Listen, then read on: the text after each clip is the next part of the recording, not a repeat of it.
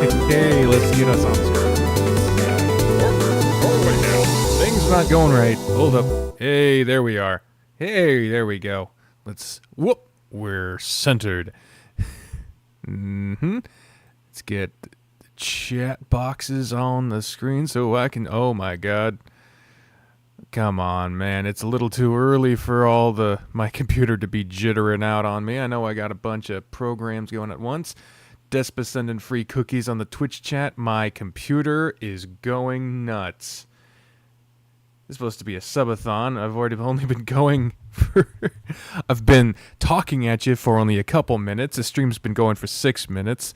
We got Despa in both chats, the Omni mod. We got Arkletum saying, woo, Vivian stream. How you doing?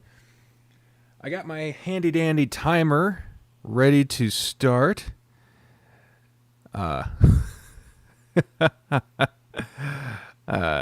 And Bree just asked me if I wanted to join her on a DoorDash. She's taking up DoorDash.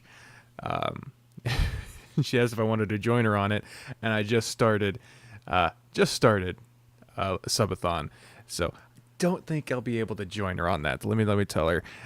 Just started a subathon.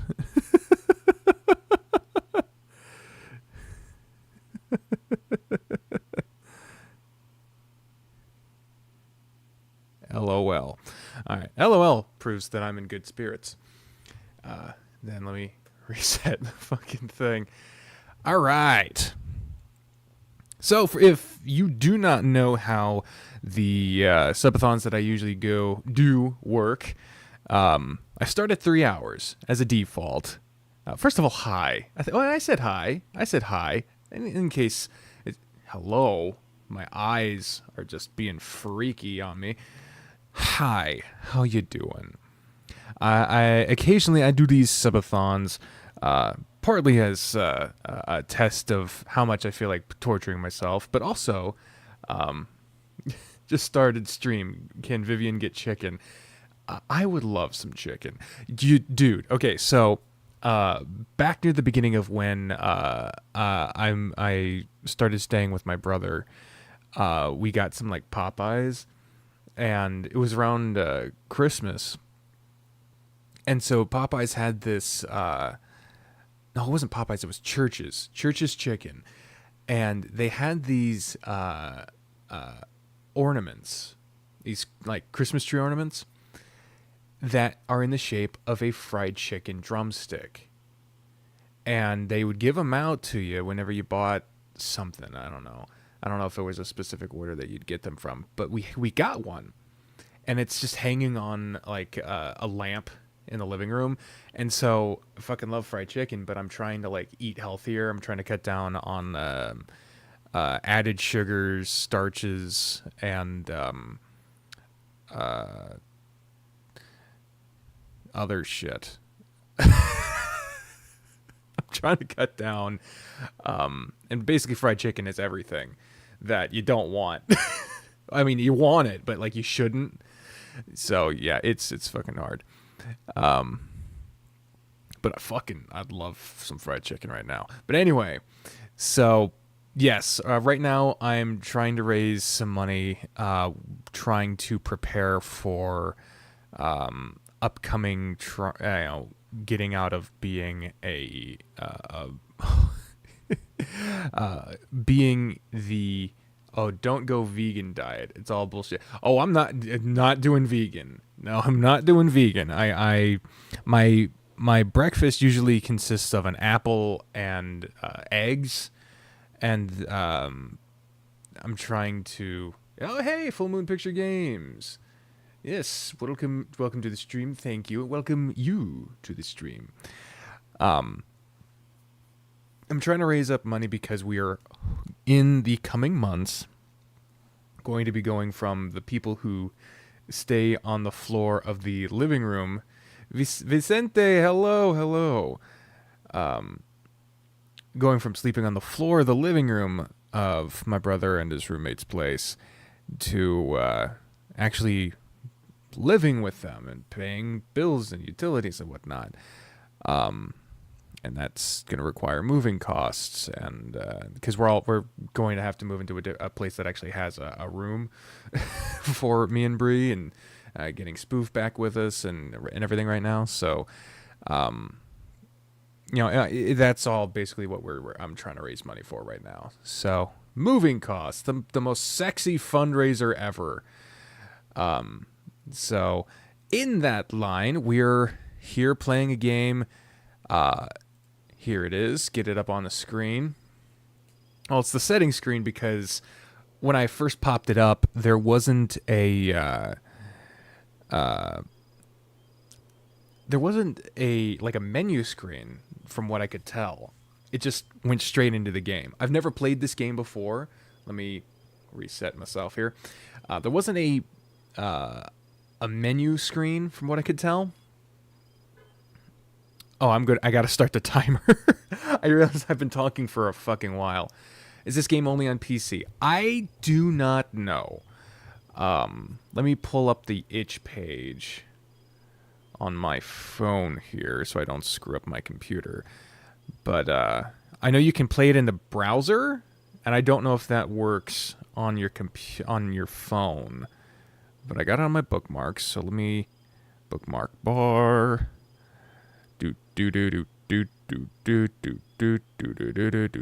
My bookmarks. Alright, let's see. This game, going down to the downloads, has an Android build. Hey! And I'm going to try to run game. Please note that Unity WebGL is not currently supported on mobiles. Okay, so it has an Android one, and if you want to do the running on browser version, you gotta do it on a browser. But it has PC and Android, by the looks of it.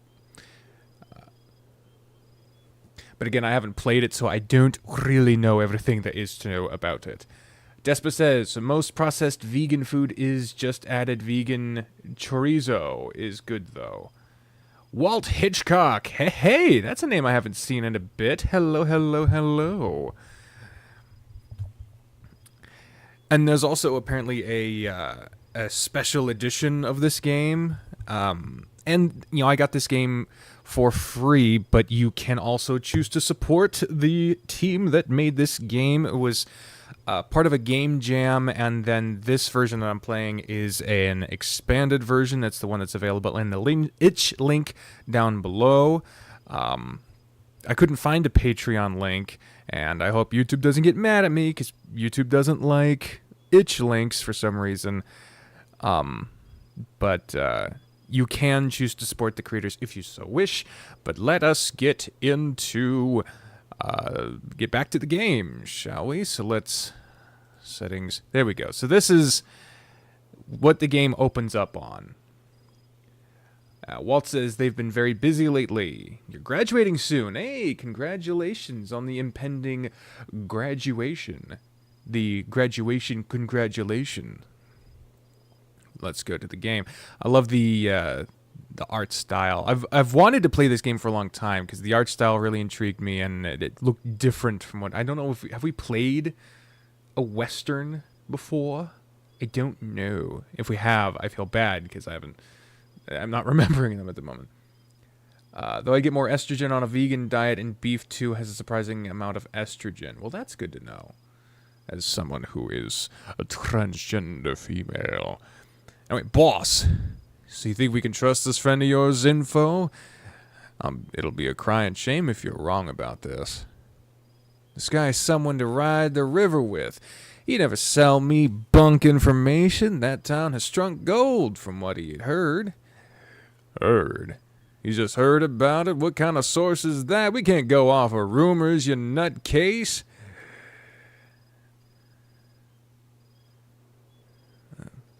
We got a dispute. Hey, Naoki Cooper! Hey, holy freaking moly! How you doing? How you doing? How you doing? How you doing? Oh my goodness! It's nice to have you on a stream as well. It is. Oh, you are a lovely individual who has a wonderful personality, and I love your support over the years. You are great. Okay, sorry, I got distracted. Despa, my food just comes with a passive stat of becoming famished. Jeez. But think about it. We'll be living like English kings if we take over a supply like that. What else are we gonna do? The last job was a bust. We got nothing left. Alright. We got some bad luck and are running low on supplies. He's talking about chorizo and beef, now I want some fajitas. I feel that. We'll take that town by hook or by crook, and if they don't have that gold, we can take them for what they do have and skedaddle. Lookout'll go early in the morning and see what we're up against. But I reckon we can bulldoze this burg and have some fun either way. Make sure to bring us back some juicy details, won't you, tomboy? He firmly slaps you on the back. Laughter fills the camp around the roaring fire. Sounds like you'll be riding the sun up to check the town out. You feel it's best to get some sleep. There's Bree! There's Bree! You're celebrating birthday. Bree's birthday was a few days ago. Oh my goodness, the game audio is loud. Problem is, this is one of those games where the game audio cuts off as soon as you click away from it, so I can't really check it in the moment. Now it looks way too quiet. I'm sorry. Guess we'll find out. Let me know how the game audio's going. Live audio check. Yeah, Bree was just out celebrating birthday with her friend. Technically, your brain is 100% food to the right person. Oh, yes, food is enjoyable, but too much makes you look like me. Oh, be nice. I gotta be on this stream for a long time, at the least 3 hours. If you want it to go longer, you can donate. Woohoo! What's this? It's me. Yes, it's me. I know you're all waiting for me. I'm here. What a gas. Took a while, but I'm present at last. It's me, Dirgo. Dirgo. Hello, Dirgo. What an auspicious entrance. Oh, man.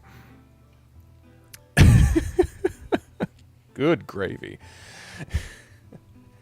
Sick has-been reference. Oh, that was a has-been. I still haven't seen the show, but I am glad that those who have seen it are enjoying referencing it to themselves. I need to watch it. I intend to watch it, and I'm sorry that I haven't yet. I watched the pilot a lot back when I was working at GameStop. That was like the thing I watched whenever I was closing. Am I talking? Yeah, I'm talking to the right side of the microphone. With the addition of your stream, I am now officially using your ADHD superpower to triple task. So I'll be in and out of here, but I say in time, good luck with the subathon. Thank you.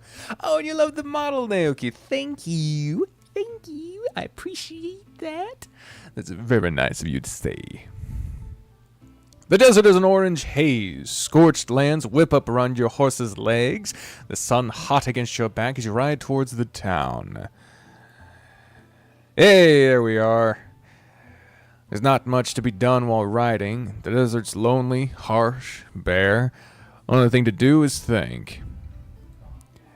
You don't like being alone with your thoughts so often, for so long.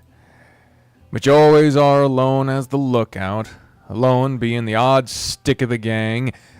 No one talks to you unless they need something. You daydream as you ride like usual. Flights of fancy, settling down somewhere. You're tied to Curly Wolf and his gang, though. Have you seen any Lackadaisy? That one's great. I have the pilot and the, a season 1 teaser in my Watch Later playlist. I mean to watch it. I intend to watch it. I just have not watched it yet. It's so hard to get me to watch new things.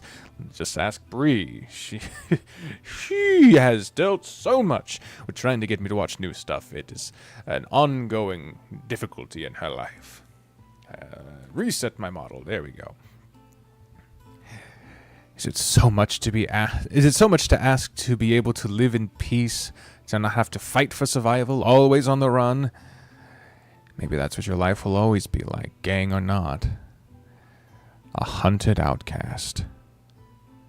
Oh, you've seen the pilot, and you're excited for the next episode? Ooh, I'm glad. I've heard a lot of good things about it. A lot of people... The sentiment I've heard seems to be that fans of Lackadaisy wish it had the popularity of Hazbin Hotel. Excuse me, I had to belch. Dots. They could have sent you off with some playing cards at the very least. Hey, it's the same backdrop. In the desert, I can imagine it would feel that way. You come to an outcropping near a cliff, tying up your horse. You approach the edge and see the town come into view. A nice frontier town, small but clearly bustling with people. White painted signs on the wooden buildings glint and bloom in the midday sun. You can't see much else from way up here, and turn to get your binoculars. You open your saddlebag and pull the metal binoculars out, brushing it against your poncho and dust off the lenses. Oh, there's the other person from the main freaking all of the pictures that come out about this game. Oh, gotta reset my model again. Brap. There we go. Turning back to walk to the edge, a figure suddenly rounds the corner of a large rock you've decided to set up camp under. Ah! Caw. Caw indeed. Out of instinct, your hand snaps to your holstered gun and pulls it, trained squarely at the head of this new person. Oh, shit. This bird who seemingly came from nowhere looks at you, clearly just as surprised and out of sorts from your own presence. Shifts backwards, eyeing your hand on your gun. I know that is a lethal firearm, but that gun looks adorable. The air feels very still all of a sudden. And given you have the upper hand, you take a moment to look at who you've just crossed paths with. Holy, this sweet... Hello, sweet sir. Cool scars. He's definitely an outlaw, like yourself. A rugged beak shining in the sun centers a face you admittedly find charming. His face and arms are marked with scars, and a large sawn-off shotgun hangs in his holster. Isn't it sawed-off shotgun because they saw off the end? But hey, I don't know shit about guns. The fuck would I know? Why am I looking so far off to the side when I'm looking right at the camera? I don't know. Let me fix it. There we go. I have to reset my model so fucking often. Jesus. Did I say that line? Hold on. I can't scroll. Oh my god. I gotta be really careful. I knew the last word was holster. I feel bad. Ooh, careful. I can't scroll through the lines. I gotta be careful. Oh god. Since he's a bird, you know you have to be wary. You know to be wary. Just like he'll know to be wary of a canid like yourself. Howdy there. What's your name, partner? Joseph. Joseph! Yes! I just said in the same fucking voice. I forgot what I fucking do here. Using, for camera tracking, I use a program called VC Face. And I loaded in my model from Vroid Studio. All free. All free. Because of that, and it's just going through my webcam that I was using before, and I'm looking at my computer off to the side. Oh, am I using camera iPhone? I'm using a webcam. But it's capturing the side of my face. Mostly. So it's not going to be the most precise. Plus, any kind of face tracking is kind of thrown off by wearing glasses, from what I've been able to tell. If I didn't have to wear glasses, it would be a bit more precise. Anyway, Joseph. And what are you doing all the way out here, Joseph? You seem a dreadful long way away from where one might think you should be. I could ask you the same question. You stare him dead in the eye. He's pretty calm for someone having a gun pointed at his head, but you can see some of his feathers quivering. Are you trying to sneak up on me, Joseph? Rob me blind where no one else can see? I bet you thought a fella missing an arm would be easy. Damn, I didn't even notice he didn't have an arm. Holy goodness. No, sir. I had no idea you were here till I walked around this here rock. He pats the red stone beside him as if to make a point. Sir, what in the Sam Hill? You lower your gun, like your shoulder joint just gave out, and let it hang there. In all my years, no strangers ever called me sir. Oh, color me surprised, fella. You have to be blind or full as a tick to not see an upstanding young gentleman. Well, the formalities. If you can get something like a cheap iPhone, like a 7, they have tracking your face, unlocking the phone. Despa, I can barely afford food. I'm just saying. There's a reason I'm raising money on here to be able to afford to live. I ain't spending money on an extra iPhone, but I appreciate the tip. But yes, Naoki Koopa Games. I can't believe Naoki Koopa Games is on my stream. You didn't realize until I noticed. I did say that line. All right. Now you're just licking my boots. The hawk puts a hand to his chest. God is my witness, I ain't lying to you. Holster your gun and snort a small laugh. May he strike you down as penance, then. Oh, this smile. This charming-ass art style is so enjoyable. I know, but they seem to just rain from the sky over here. Well, I guess we just live in very different neighborhoods. What are you doing out here? Picking flowers? Remember the flower stream coming back. I'm kidding. Smile drops from his face. He stops short and swallows, like he can't bear to say the next words. Part of the Black Vulture gang. I'm on lookout here to survey this here burg. Uh-oh, we got gang warfare. That's very forward of you, considering I just had a gun pointed your way. I'm part of the Curly Wolf gang. Well, I'll be damned. You boys have been all over the West. What brings you right here? Much the same as you, I'd imagine. Rumors of gold? You'd have it just right. Well, I can imagine what my boss might want me to do, coming across someone who's sticking their beak in our business. Joseph tenses up, feathers ruffled. He understands full well what you mean, conflicting interests and all. Dots and dots. But he's not here. It'd be a real waste of a good bullet to use it on you. Is that an insult? Are you trying to make a mash on me? Oh, that's sweet. My emotes still work. Yay.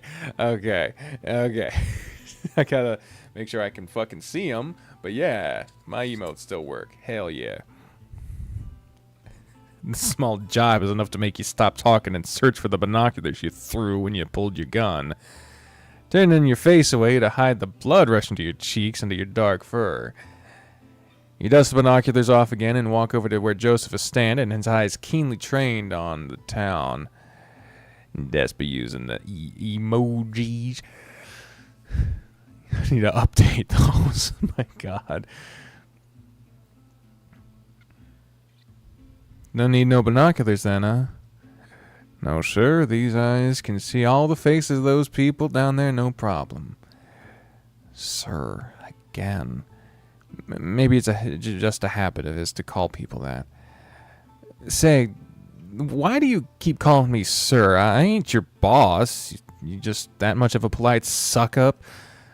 Costs nothing to be kind on the trail, I've found. Costs nothing to be kind on the trail, I've found. What do most call you, then? You thought this might come up. Of course. You're surprised it took this long for him to ask about who you are. What you are. Most would say tomboy, I'd think. Or others, other things I wouldn't repeat in such polite company. And what would you call yourself? That question takes you by surprise. Something else no one's ever asked you. I'd call myself a man. Oh, is that so? He's gonna think you're a nut now. You just know it. You better be getting on your horse right now and riding back than staying another second around this stranger. How funny. I guess we're in the same boat if I'm picking up what you're putting down. Might say that the guys at the camp don't use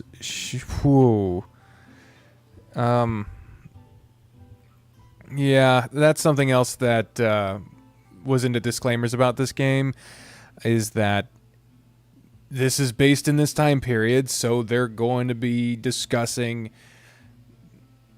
fucking the terminology and the mindsets that were inherent and used of the time period. Also, thank you for the follow on Instagram, Naoki Cooper Games. Make sure to follow Naoki Cooper on Instagram at what appears to be Naoki Cooper. I just did. Feel free to do so as well. About to just keep scrolling on their Instagram. I'm literally on a fucking stream. I just keep fucking... I can't keep track of what I'm doing. But thank you for the follow. Yeah, it's my social media runner. That's what it's called. Above me is... Well, that's not really a social media. That just popped up. Is PayPal. But that's one of the ways that you can support on this subathon if you want to... fucking extend this stream past the 3-hour mark. Right now we're at 2 hours 38 minutes and 17 seconds. That's the way to keep this stream going longer than it would be if the stream goes as long as it is currently set to. We will not finish this game in this setting because it says it's about 5 to 6 hours of gameplay. And Lord knows with my talking, it's probably going to be double that. But, yeah. So, you can donate on PayPal, Cash App. All the links are in the description down below if you'd like to. Or you can do Super Chats, YouTube memberships, Twitch subs, whatever you prefer to do. Yeah, YouTube, there it is. Or you can just follow on whatever social media pops up on there. That won't extend the stream, but it's still appreciated. Now let's get back. Despa, you mentioned, yeah, it's not humans. It'd be worse language if humans do make things worse. But they also make cool games like this. So let's continue. Yes, they might say the guys at the camp don't use to talk about money. You nodded. I'm unsure whether to laugh or not. Neither of you seem sure what to say now. Instead, you hold the binoculars to the bridge of your nose and investigate the town, looking down into the valley. After a spell of looking at nothing in particular in the silence, you take the binoculars away from your face again, readjusting to the late morning light. You glance at Joseph's keenly trained eyes, and then back to the town. You can't help but stare at a clump of couple dozen or so buildings. You couldn't help but think about the real people's lives going on down there every day. Deaths, celebrations, harvests, prayers. How you were going to hurt them. How you were both going to hurt them.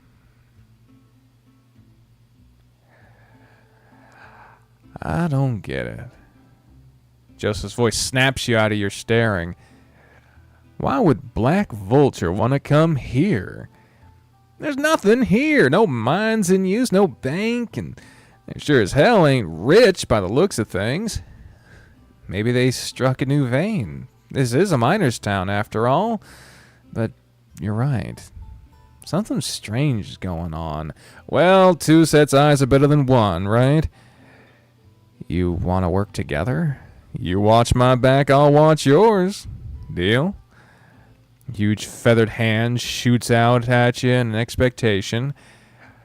You look at his face and both lock eyes for a moment. You're not sure what, but there's something in his eyes that makes you feel seen.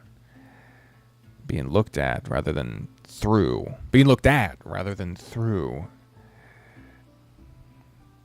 Yeah! Oh, that's fantastic. Look at that. That's lovely. You gently grab his hand, and a second winged hand clasps on and gives your whole arm a big shake. Oh, careful there. Don't need to lose another.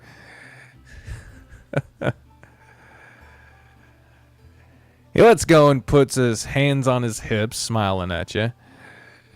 Hey, come on now. Let's get on down there. He walks past you and heads towards a winding rocky pathway down the side of the valley cliff. You take a moment to look down at the town again, walking along the cliff edge to catch up with Joseph. Wondering if... oh, shit! Hey! Sorry. Gotta pause the timer for a second. We have our first donation of this subathon. Let me go ahead and... oh, hell. Oh, all of the things that I know about RenP aren't working here. How do I pause this fucking game? Is it P? Let me make sure I read this... read this screen before I accidentally possibly... get loved on, nerd. Oh, it's Despa. PayPal achieved get loved on, nerd. Well, thank you, Despa. Wondering if he could see how red your face was had been under your black fur. Let's see if P. Tentacle difficulties. Oh my. Because right click ain't doing it. I know left click will. M. Shift. I don't want to click escape because I always worry that that's gonna fucking escape. Okay, it did it. Oh, Jesus. That's so fucking scary, man. Anyway. Space moves on to the next fucking thing. Alright, so let's pull up the... Let's pull up the time calculator and the donation goal. Yeah. Are you ready? Sorry. Okay, so right now we stopped the timer at 2 hours, 34 minutes, and 11 seconds. And we reached a donation. We received a donation of $10 from Despa. 10, that with a gif of Eric Cartman saying, "Give me $10." So, thank you for that. And so that does equal 30 added minutes. So let's add that on here. So that brings us back over the 3-hour mark. So we're at 3 hours, 4 minutes, and 11 seconds. So that is now started. Let me go ahead and update the subathon goal here. Starting amount is now $10. Start goal. And there it is. I promise it's different now. Oh my. All right. Thank you very much, Despa. The timer has been updated. I really appreciate you. And if anyone else wants to extend the stream for 15 minutes or more, feel free to do so. By any means, it's all in the links down below.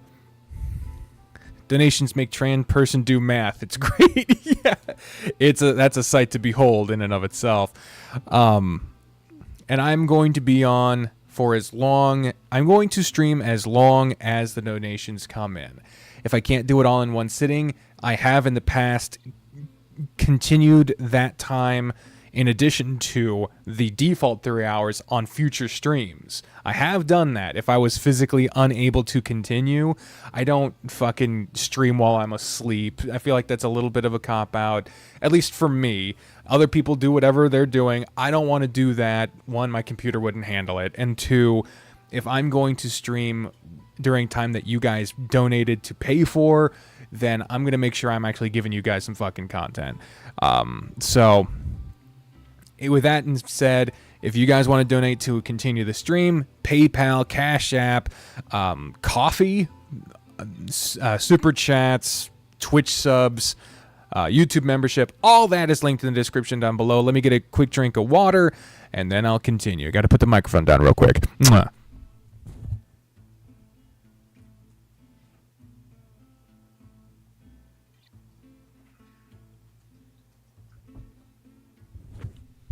Yes, I appreciate the disclaimer there, Despot. It does hang on my physical or mental health. But fortunately, I will always get the time handled. It will happen. It will happen. All right. Back to the game. Heading down the path. I fucking love this art. Clambering down the cliff face. I know, like, the smoke room technically counts as, like, a western-ish. And so, when we see, like, cliff face, I'm just imagining a big, giant fucking PNG of cliff, and you're just climbing down his face.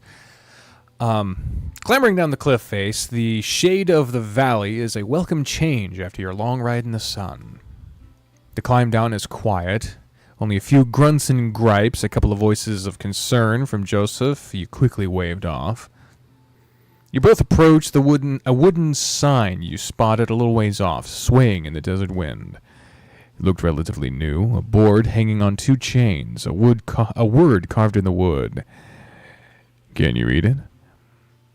It was only a single word, but you couldn't piece together quite how to say it.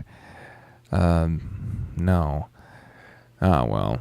I'm sure someone will tell us.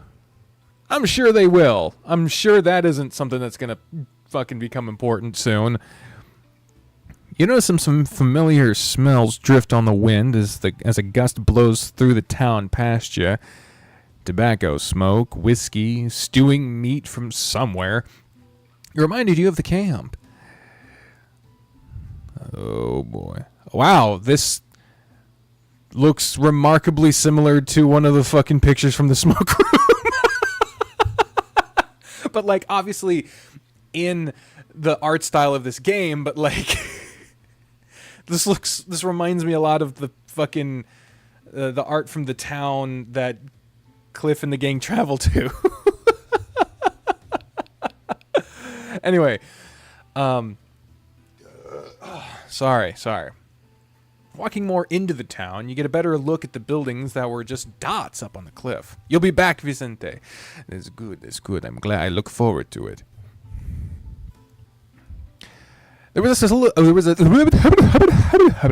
We're under 3 hours once again. 2 hours, 59 minutes, and 20 seconds. There was a saloon, at least, seemingly one of the older buildings in town. The Hip. As well as what you guessed was a sheriff's building. Although the sign outside looked to be busted up. Everything else you could see from here seemed to be houses and whatnot. They have a whatnot? My God! Leftovers clearly made by miners, not built to be sturdy or last long, but had been fixed up to be livable for folks. I can totally see this background as one of William's drawings. Yeah, this is kind of in this art style of one of William's drawings. That is fun. That's funny. Sorry, I just realized I reset my my model while I was kind of smiling, and if I do that, I'll be in like permanent half blink. Night in the Woods. That's another game I need to play. Every time I say that I haven't played it, everyone's like, "Have you not played Night in the Woods? My God!" Clearly, the people here like this place, and if they get a whiff of why you're both here. All right, partner, I say we get given... If we get given any evil eyes, we hightail it out of here. Ain't worth getting shot in a place like this. Sure thing. We got each other's backs, remember? You nod at him. We best get talking to people. Daylight's burning. Oh, here comes someone now. Sure enough, you see a short figure approaching you from the sheriff's office. Is it a stoat? You hear the pound of a cane on the dirt as they limp towards you with a vigor in their step. Oh my God, it's Flynn. When they get closer and the haze of the desert heat obscures them less, you see a smartly dressed old lizard standing before you both. Cane in one hand and a metal flask in the other. Been having an acid trip at Night in the Woods. Howdy, fellas. I'm Sheriff. I'm Sheriff. That's your name? Thank God you got the job. Because if you were Sheriff Plumber Sheriff, I don't know. Welcome to Clemency. A pleasure to meet you, Sheriff.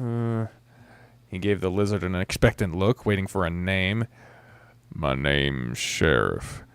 Just Sheriff. That's all you need. And what do you call yourselves? My name's Joseph, and my associate here is... He gestured toward you and turned to look at you, subtle panic running across his eyes. You realize that he just realized you never gave your name. What is your name? We can name ourselves. We gotta remember what president we left off on. Oh, God. I have no fucking clue what president we left off on.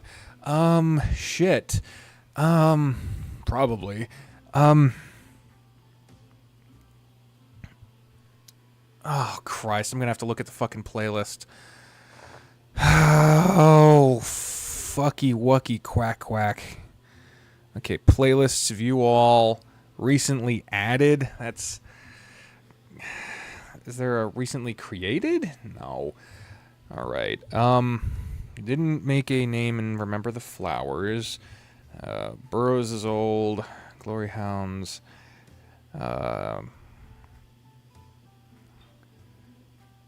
Final Fantasy? No.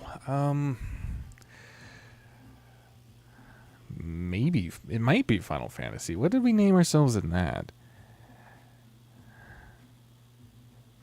Please don't let my audio be on. Okay, it's not.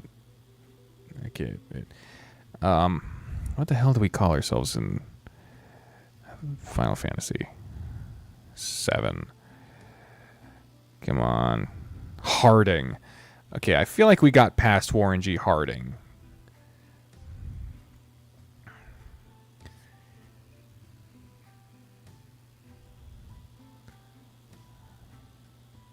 Did we ever name someone after Calvin Coolidge?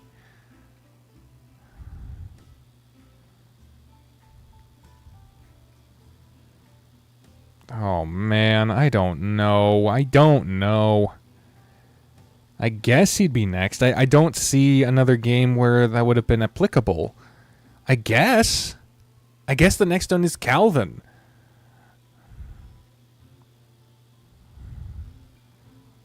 All right.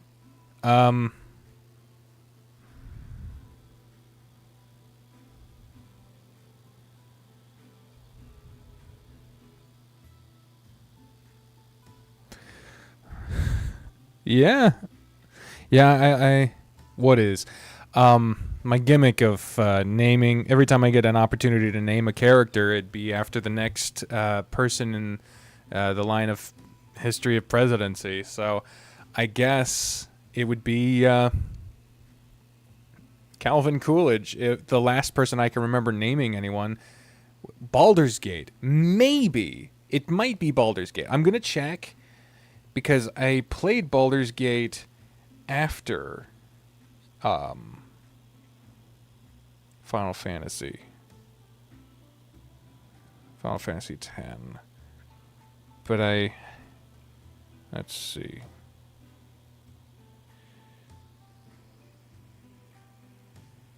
Oh man, character creation took so long in that fucking game.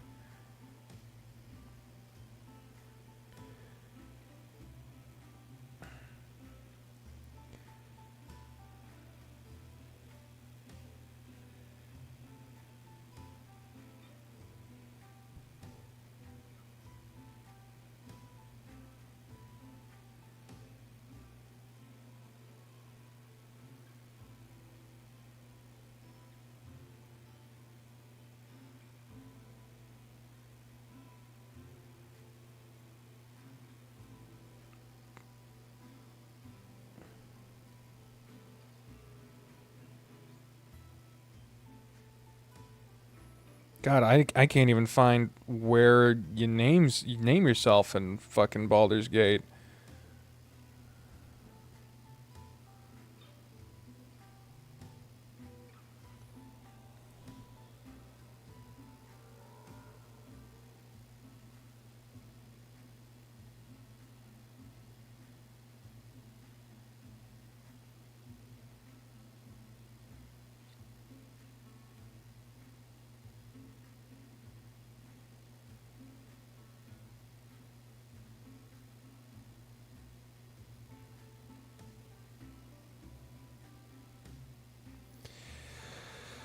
I don't know.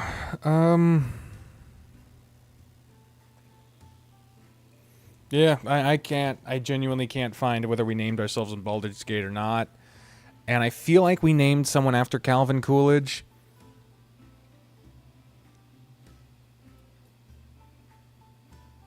Because I feel like we've been stuck in this, like, era of the presidents for fucking forever. But, for the time being, I don't want to be on this for fucking ever. I'm just going to go with Calvin. I'm going to go with Calvin. Make it definitive. We're starting with Calvin. Oh, shit.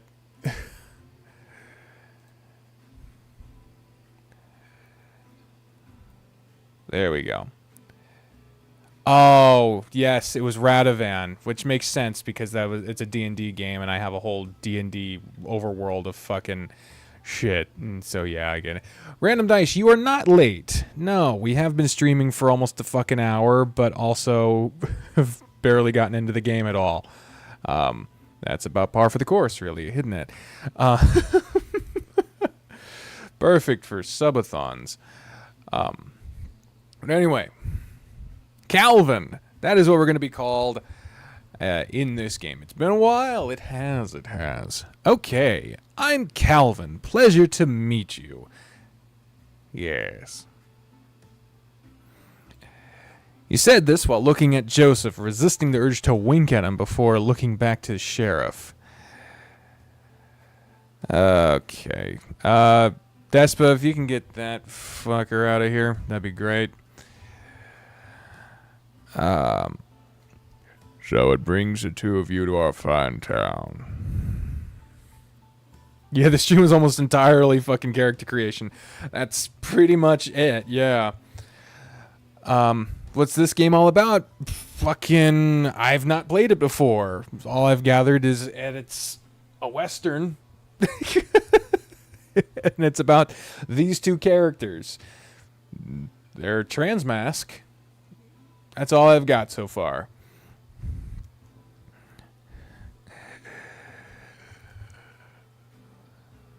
We're just riding through, needed a rest stop. There a problem with that? Joseph nudges you with his elbow a bit. Glance in his eyes can tell you he's saying, "Don't be so rude." No, not at all. I'm just the closest thing we have to a welcoming committee, and it's always nice to see some new faces all the way out here. How long you be staying? The saloon has some rooms if you'd like to stay the night. Well, that's an awful kind offer, Sheriff, but we'll be gone before nightfall. At least that's the idea. Maybe we'll like this town so much we'll stay. Joseph and Sheriff both chuckle, and Sheriff sighs. Well, you boys let me know if you need anything else. I'll be at home, most likely. Will do. Yep. With a tip of the hat, Sheriff turned and started walking back to the building at the end of the road. With the lizard out of earshot, Joseph turns to you. So, partner, what's the plan? Look around the town for a moment, surveying the handful of people walking about, talking to each other around their houses. Taking in the warm wind blowing past you with a deep breath. We get talking to folks. Thank you, Despa. You're doing great. And what? They just run their mouth about all the gold they found? No, but I reckon the town this size, if they struck something, there'll be a buzz about. We ask them about themselves, about the town. Some will spill sooner or later. All right, then. Well, I got a pretty good peep at the place on the way down. We got a saloon here, and got some sort of town hall over the far side, and we got sheriff's station at the end of the road by the looks. Where to? All right, so we haven't done this in a bit. Have a choice for the stream. So, what do you guys want to do? We got the saloon, the town hall, the sheriff's office. Let's get those votes rolling in. And while you guys do that, I'm going to take a drink real quick.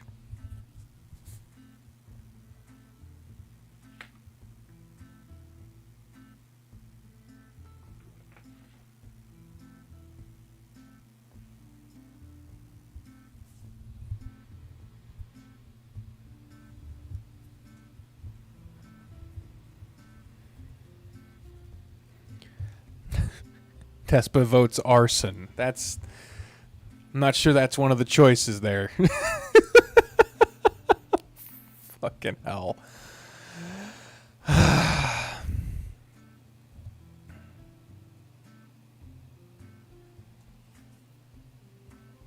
about the saloon? All right, we got to vote for the saloon.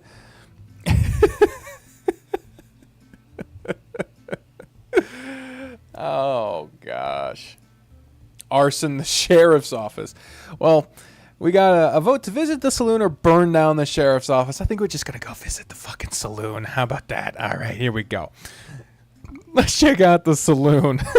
I reckon if anyone knows anything about the rumors, it'll be there. All righty then. Yeah, look at this saloon. It looks very similar to the downstairs of the gentleman's club outside of fucking Echo. Oh, man. Okay, fine. Find gold, then arson. Fucking hell, man. Walking to the doors of the saloon, you're hit with a very familiar smell of tobacco and alcohol hanging in the air. Tobacco fire. I was going to make a joke about the Bureau of Alcohol, Tobacco, and Firearms, but then I said firearms before I meant to. Oh, fucking hell. All right. A couple of patrons drink and talk quietly in the corner, not taking any notice to you two. Have a good food, random dice.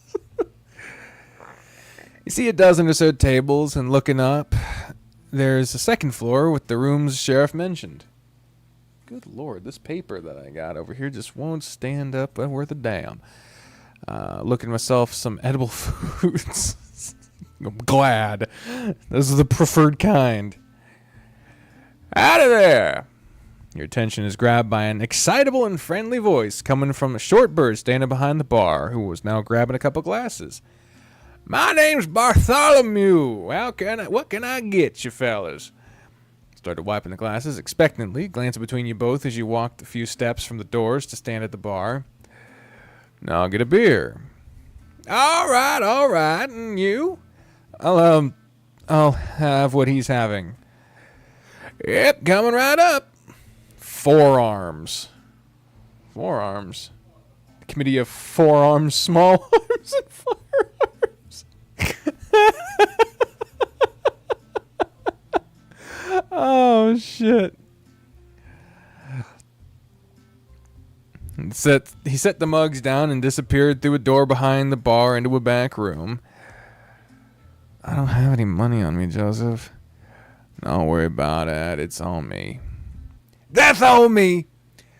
University of Cincinnati, that's on me! That's my R-Truth impression. Man, it'd be so cool to have you on here as a guest voicer, Naoki. I would love to fucking have you on here. We gotta do that one day. You have a daiquiri. That's not how you spell daiquiri, but I understand your intention there, Despa. He pat you on the back with a big wing a couple times, withdrew his hand when he saw you wince a little.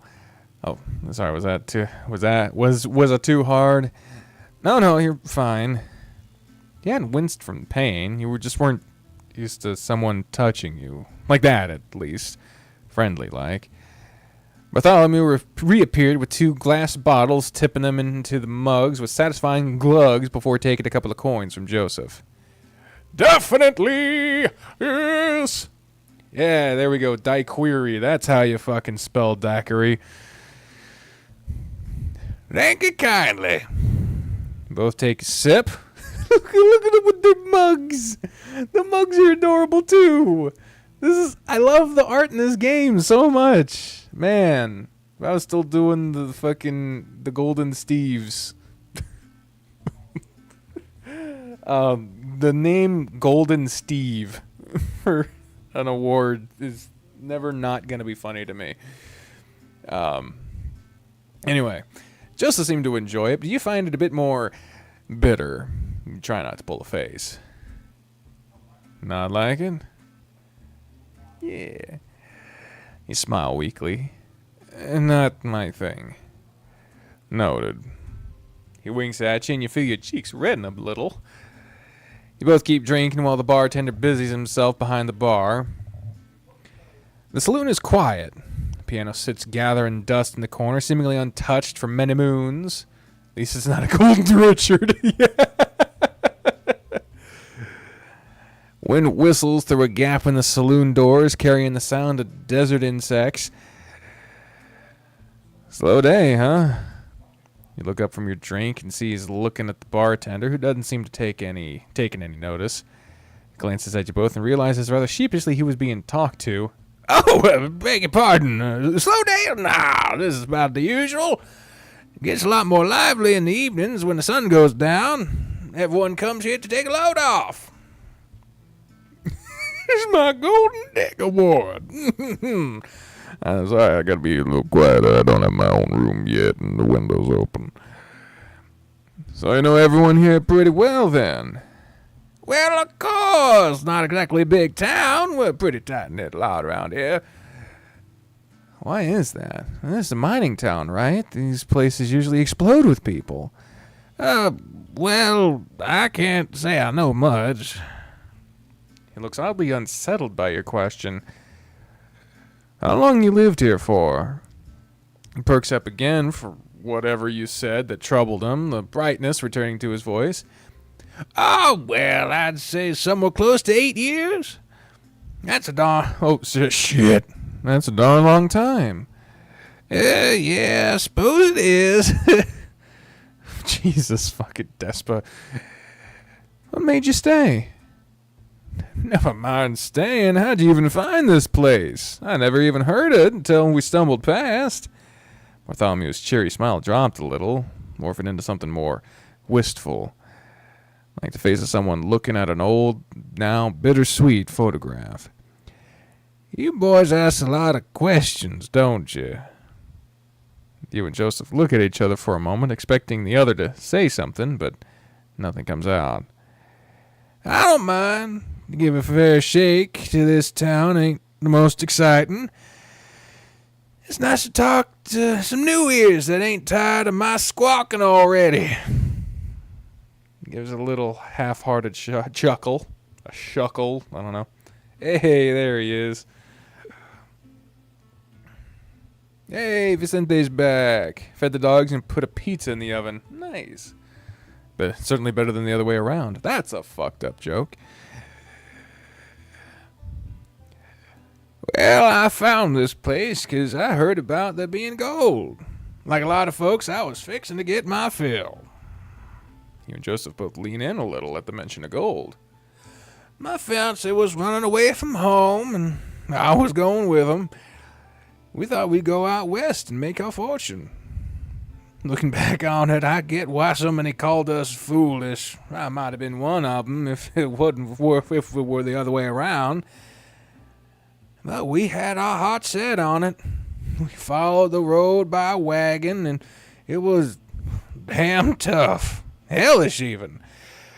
Thank our lucky stars we made it here to Clemency on a wing and a prayer.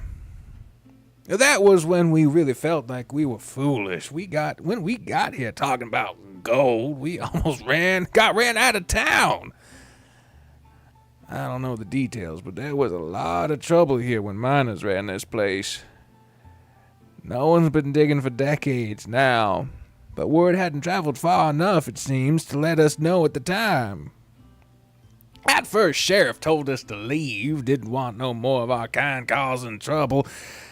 But when Sheriff saw how stuck we were, how we had nowhere else to go, how rough the journey had been on us, Sheriff's nothing if not kind, could see we weren't troublemakers, just wanted a better life somewhere. He shrugged, like there was nothing more to it. And with the town's help, we gushed up this here saloon into something I could run.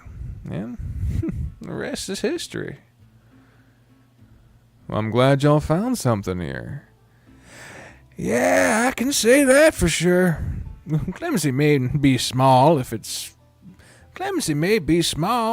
it's something real special if you ask me. So there's no gold here. Bartholomew leaned back against the shelves behind him, crossing his arms. Not as far as I know. The mines are around here somewhere, but I've never seen them. This hadn't been a mining town for a long time, and folks here don't think of it as one. You do well to keep that in mind.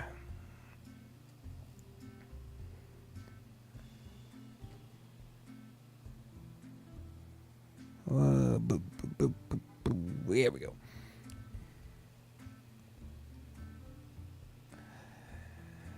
He tapped the side of his beak as if to say, if you catch my drift. Even so, I'd be interested in the history of this town. Echo showed me the horror of the mines. I'm not sure anymore up to those experiences yet. No kidding. At that point, just stay the fuck out of the mines. Like, seriously. Oh, man. Afraid that well runs dry here, but there's others who have been here far longer than I have. You can always talk to Sheriff if you haven't yet. Sheriff made this place what it is today. Want to know something? That's the lizard to talk to. Thank you, Bartholomew. No problem. It's my pleasure. Bartholomew stood up from his lean and stretched his back and arms a little. Slinging his cloth over his shoulder, he picked up a small clinking and rattling box before walking through to the back room. Daylight's burning. I think we best get going. Agreed. He stood at the bar and waited a moment while Joseph downed his beer, and then yours too. Hope you can hold that. Oh, please. How little you must think of me. Only a couple of beers. You should have seen me at Long Branch and Dodge. Drank the entire gang under the table. Dodge City, that's in Kansas. I'm in Kansas. I'm from Kansas. Everything Kansas. I fucking... Ugh. Whew. Can't help but smile at his cockiness, unsure whether to believe him. You briefly think back on the times the gang had gone to bars. You were always told to stay outside. Don't wander off. A dog on a leash, waiting for master to come back. Staring into lamplit streets and hearing the braying crowds all around you, drunken strangers enjoying each other's company as much as their liquor. At first they told you it was dangerous for you to stray too far. Then they started telling you to stay outside after you'd beaten the teeth out of a guy in an alley who you knew had been staring at you. Couldn't have you causing them needless trouble. Off so soon? Bartholomew reemerged into the bar, looking expectantly. Well, don't be a stranger, strangers. You're welcome to come back later when the bar's more lively. My husband and I would love to meet you both. The casual lilt of his words caught you off guard, and you think you see Joseph stumble a little.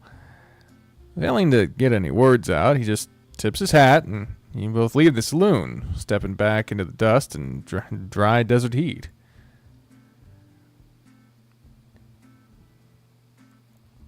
Was William Harrison the last president we had for a game? No, the last president I saw on a game that I could verify was Warren G. Harding, and that was on Final Fantasy X. I swear we had Calvin Coolidge at some point, but I couldn't find that anywhere. So now we got Calvin Coolidge on this game. So the next president will be Herbert Hoover. I feel like we did Herbert at some point. We did! Lord Herbert is in fucking... Oh, that's in where the demon lurks. So we should be on Franklin Roosevelt. Fuck. We did go backwards. God damn it. God damn it. Do we have the ability to change our name in the... Nah, we don't.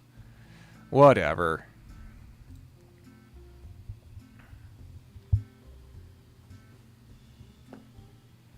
So we should be at Franklin Roosevelt right now.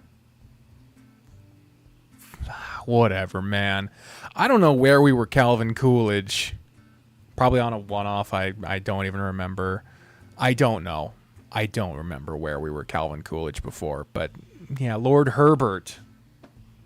How can I forget fucking Lord Herbert? We need to get back. There's so many fucking games I need to get back to. No fucking wonder.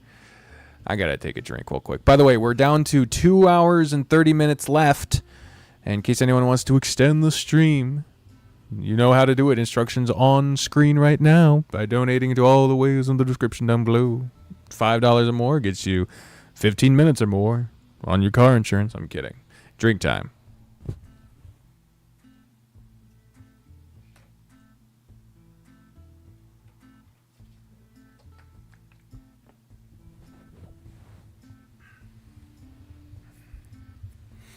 Okay, let's get back out to the dry desert heat.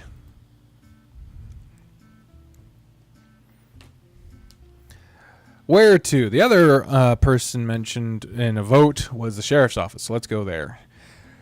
Sheriff should know something, surely. Yes, sir. I doubt we're the only ones who've come here looking before. And Sheriff did say to come find him if we needed anything. Love to help, but you're broke too. I understand. If you can't help, totally understand. I get you. You walk in the same direction you saw Sheriff leave. Down toward the closest edge of town, through what might be considered the main street, where this town bigger. Sheriff's office is modest, one of the smaller buildings in town. A short, square stone block with barred windows and a lopsided wooden door. As you get close to the squat building, Joseph slows down and raises an arm to your chest to slow you as well. Okay, partner, what's the plan here? You and I both know Sheriff is going to be the most paranoid, owl-headed son of a gun in this burg. We can go waltzing in there, shooting our mouths off just about anything. Yeah, you're right.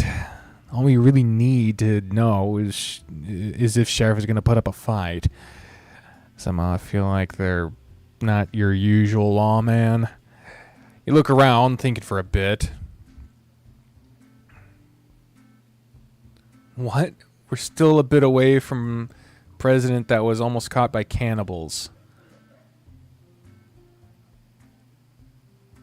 Which president are you talking about, Despa? What in the world? Anyway. You look around thinking for a bit. Two halves of a tattered sign swing in the wind on chattering chains in front of the building. It seems it had said sheriff once, but the edges of it had the remnants of bullet holes, shattered and charred wood. George H.W. Bush, was that during his time in the service, or? Well, fuck me, I gotta look this up. Oh, God.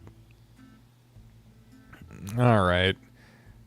Yeah, he was a World War II pilot, and was it him or JFK that got gunned down? I don't know. Okay, so George H.W. Bush, cannibals. I can't believe I'm fucking looking this up. Well, here we go. What in the world is this gonna happen? The Chichijima incident? Oh my God, what is this? The Chichijima incident, also known as the Ogasawara incident, occurred in late 1944. Japanese soldiers killed 8 American airmen on Chichijima in the Bonin Islands and cannibalized 5 of them.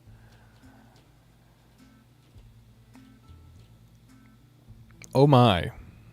Okay, so this is taking a bit of a turn here, but here's what Wikipedia says. 9 American pilots escaped from their planes after being shot down during bombing raids in Chichijima, a tiny island 700 miles south of Tokyo, in September 1944. 8 of the airmen, I'll skip some of their names, sorry, but, they were captured and eventually executed. The 9th, and the only one to evade capture, was future President George H.W. Bush, and also a 20-year-old pilot. Holy fuck. I did not know that.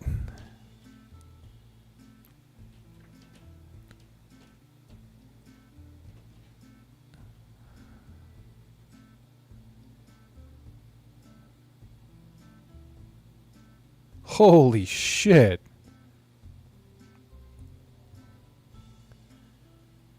Well, good God. All right. I feel like this is one of those moments that, like, doesn't garner the same weight visually as it does emotionally. Like, I'm reading about fucking a cannibalistic war crime while being portrayed as, like, a VTuber e-girl while reading a fucking furry visual novel. Like, this is absurd. No, that's fucking horrific. Good God. All right, let's move swiftly along. Jesus fucking Christ. Yeah. Yeah, this is something I didn't know this either. I'm sorry, Naoki Cooper. You just happened to be here for this.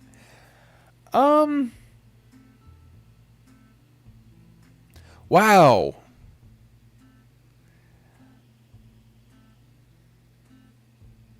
Wow.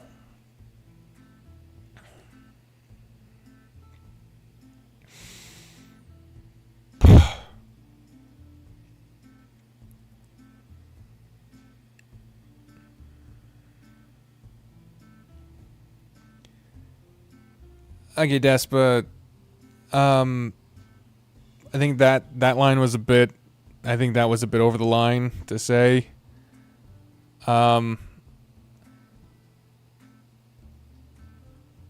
Some people, some people in a group doing something is not representative of an entire fucking nation.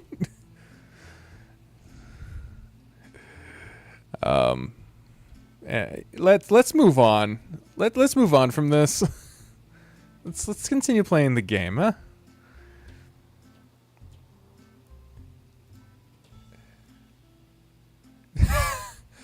Wow. Okay. Speaking of telling them what's really happening, exposés, whatever. I say we tell them what's really happening. Holy shit. To call Joseph's face incredulous at that moment would have been an understatement. He scoffed a little out of curiosity, rubbing his chin with a feathered hand and trying to think what you could mean. What are you saying? We admit why we're here, acknowledge the corn. I think I know what that turn of phrase meant. Sort of. I think we can tell Sheriff that there's outlaws coming, and we're worried, about the town.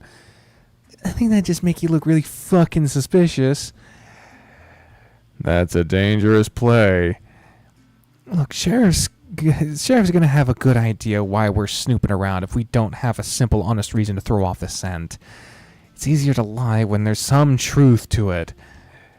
Joseph rubbed his chin again and sighed. I think so too, but still, I can't help to feel jumpy walking into the lion's den. You know what he meant. For people like you, a sheriff's office was never where you wanted to wind up. Yeah. I like the touch of the rules sign in the background being all ripped up.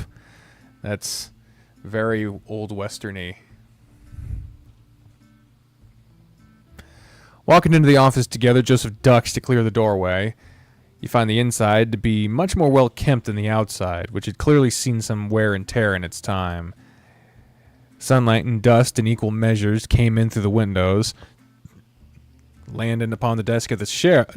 I keep trying to say the sheriff. His name is Sheriff.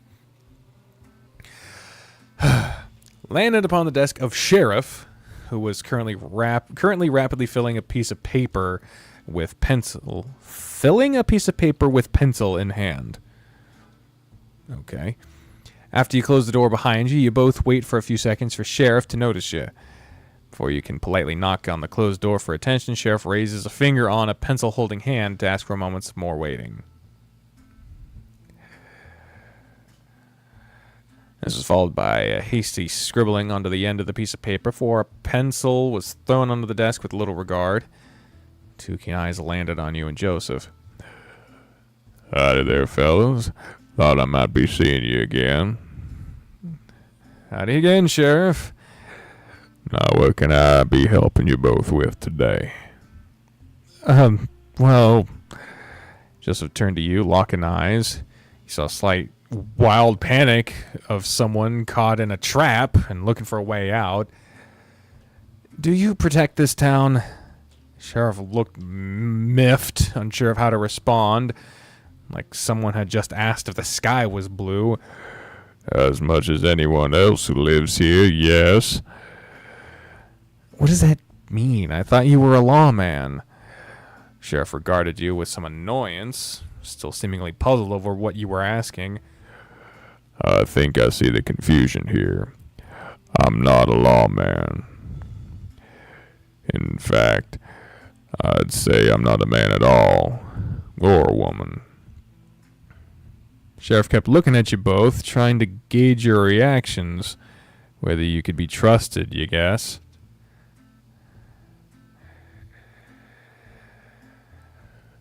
My name is Sheriff. That is the moniker I've chosen, and I'd ask you kindly to refer to me as so, or not at all. Joseph tipped his hat politely. Not a problem, Sheriff. Do you run this town, then? That would also be a no. I'm a founder. you might say. But I don't solely run this town. You boys are asking some real strange questions. Is there something I ought to know? Joseph had faltered, and now you did too. This isn't what you just planned. You were just saying the first thing that came to mind, fixing on Sheriff with a calm pair of eyes, but a shakiness in the knees. Maybe you hoped Sheriff would say something that would change things, change what you were both there for? Before you could fall over, Joseph placed a hand on your shoulder, and you tensed before he gave you a light squeeze, stepping in. We heard from some other fellows on the trail that there were outlaws around, coming this way even. I see. Well, you boys shouldn't worry. We know how to take care of ourselves in clemency. We don't get in trouble around here often, but we make sure to run them off before anything starts.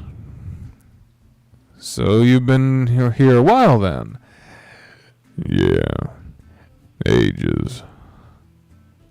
How'd you end up living here anyhow? What's the story? You said you were some kind of founder? Don't get it twisted now. I'm not really a founder. Well, hard to explain. I used to be a marshal. Got sent here 30 years ago already? And you liked it so much you stayed. Joseph gives a little bellow of a laugh, but Sheriff's is more half-hearted. Well, no, I wish I could say things back then were as good as they are now. Sheriff stood up, grabbing the cane by the desk that thumped softly as Sheriff started pacing a little through the small office, stretching stiff legs. You boys know this used to be a mining town, right? Of course. Well, I used to be the lawman of this mining town. Greenhorn out on their first assignment trying to keep the peace here. What a joke. The miners had it out for each other. There was nothing but bad blood and gold fever. I learned all too well during that time what it looked like. Gold fever in the eyes. And what people will do to satisfy it.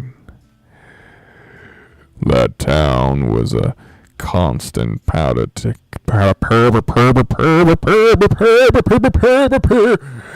That town was a constant powder keg. And I was only one marshal. Felt like there was nothing I could do. Felt like I needed to do more. I needed to do something to calm the place. I asked the marshals who sent me. They don't give a hoot. If anything, they tell me to keep hands off. Let them figure it out themselves. Shoot them if they step too out of line. That never sat right with me. If there's something you should know about me, about how I conduct my business and take care of this town, is that I care about justice. Real justice. Not the justice others suck up to claim to care about. I learned very quickly that the law is not about real justice. Sheriff punctuated those words, said with such fire, with bangs of the cane on the floor. The law of the marshals is not the justice I recognize. It's why I took on the name Sheriff. I wanted the name for myself. They didn't deserve it. Strange, I know. Thank the Lord, much good he's done me that I met at least one like mine in that town.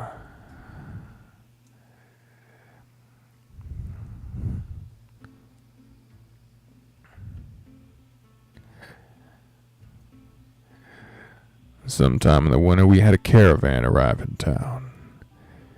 People had been traveling long across the trail, needing somewhere to stay for a spell.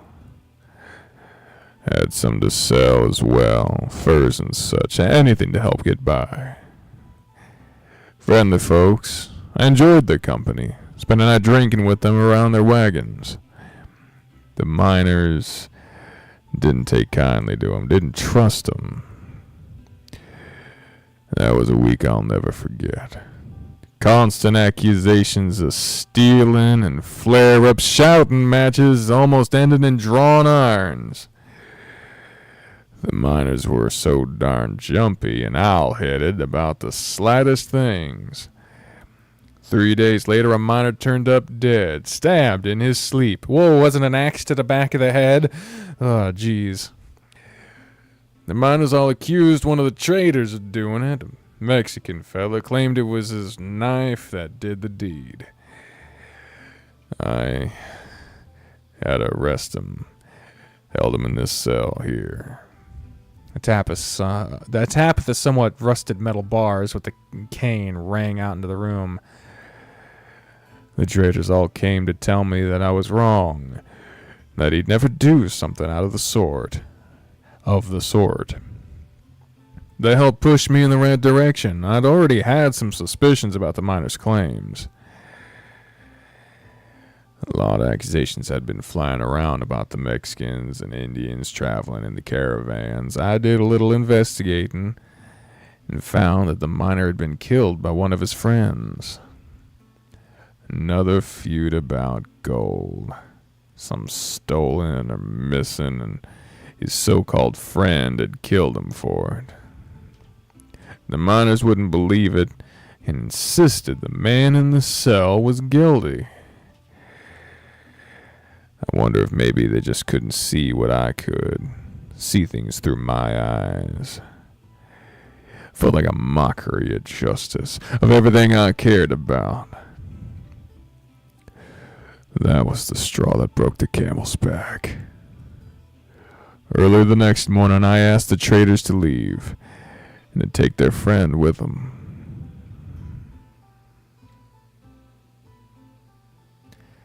Sheriff notices how intently you both are listening, watery eyes flicking between you both. Anyway, that's a lot of blabbing from me already. Long story short, I kicked the miners out.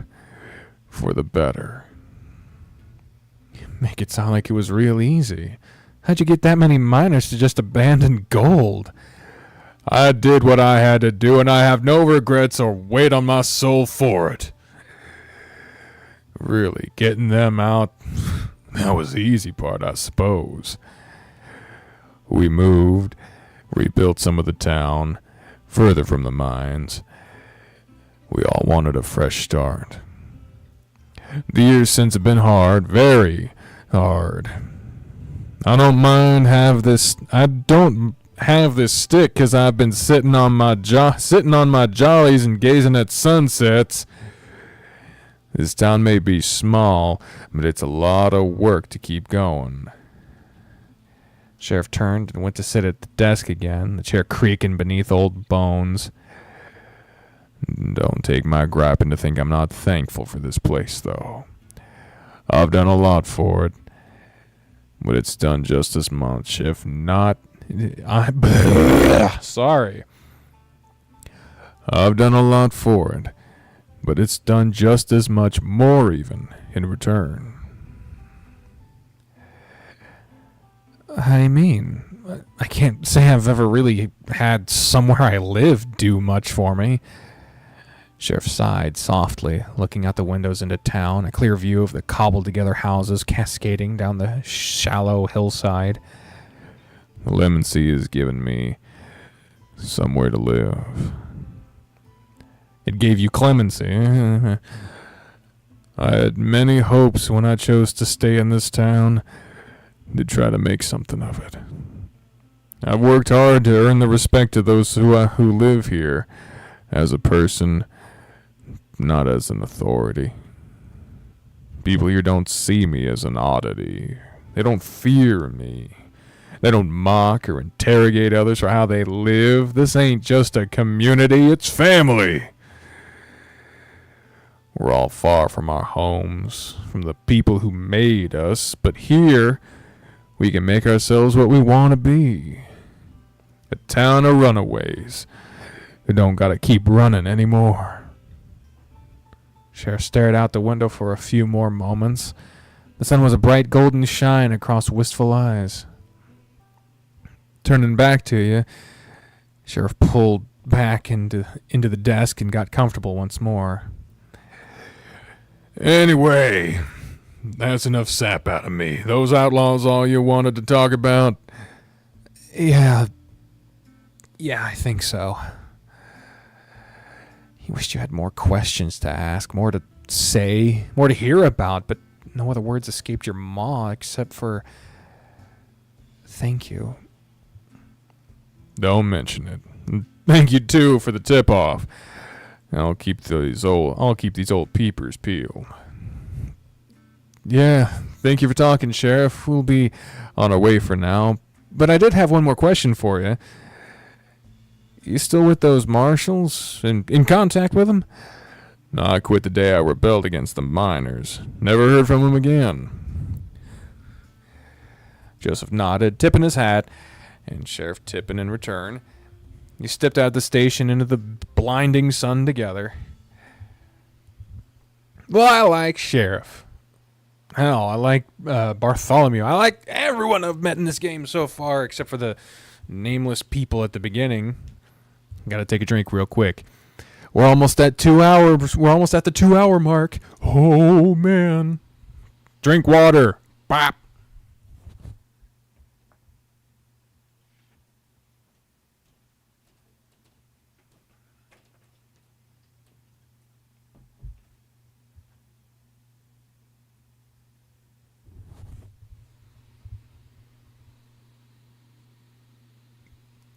All right. Drink taken. Here we go. The dry desert air is warm in your lungs. Blazing afternoon sun bakes the ground beneath you as you walk near the edge of town again. Your throat feels tight, feet sore. There's a gentle pounding of blood in your head, accompanied by a familiar piercing ache. An hour 30 left. There's 2 hours left. Or are you talking about the game? Who knows what's going on. Everything seems hazier than it usually is. Thoughts are swimming. You're fine. Just keep walking. You almost bump into Joseph as he stops short, looking around again, searching for anything you might have missed. You look as well, but the sun seems too bright somehow. You look down at your feet to shield your eyes, staring at the tiny dunes of your footprints in the dust. All right, so where to now? I think there's only one place of interest left. You heard what he said, but it didn't quite stick with you. Yeah, sure. Should we get going there then?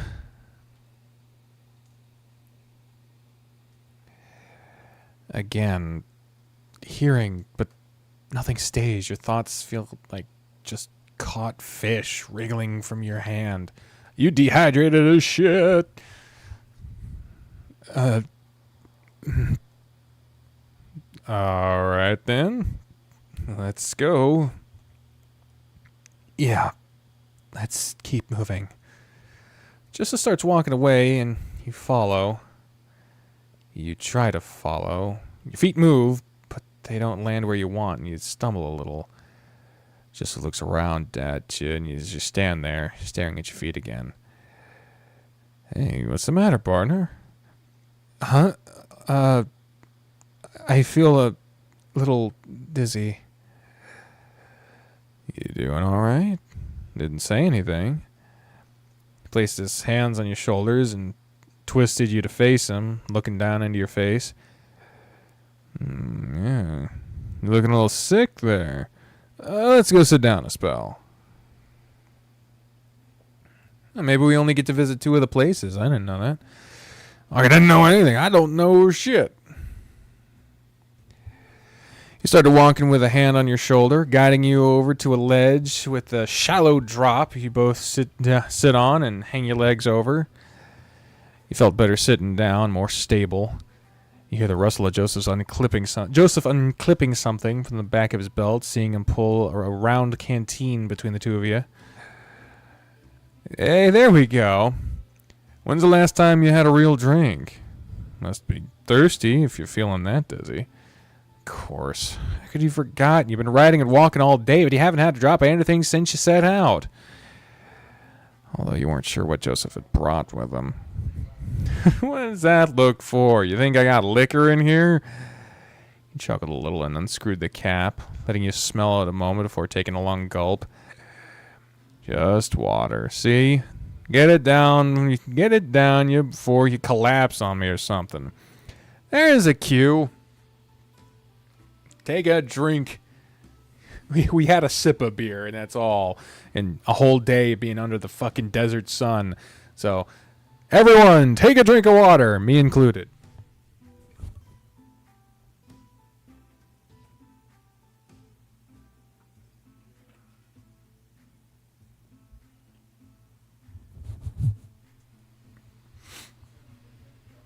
Yes. You sheepishly took the canteen from him and gave it a little wave in his direction as a cheers. You tilted your dry mouth and take deep gulps for a few seconds, licking water drops hanging on the edge of your lips after. Stay hydrated, yes, everyone, take drinks of water. And warm for my liking. Can't beat cold water from a clean stream, but better than drying out like your mama's washing. Take another swig before handing it back to him. Thank you. Don't worry about it. Just pipe up next time. Almost hit the dirt just because you didn't say anything.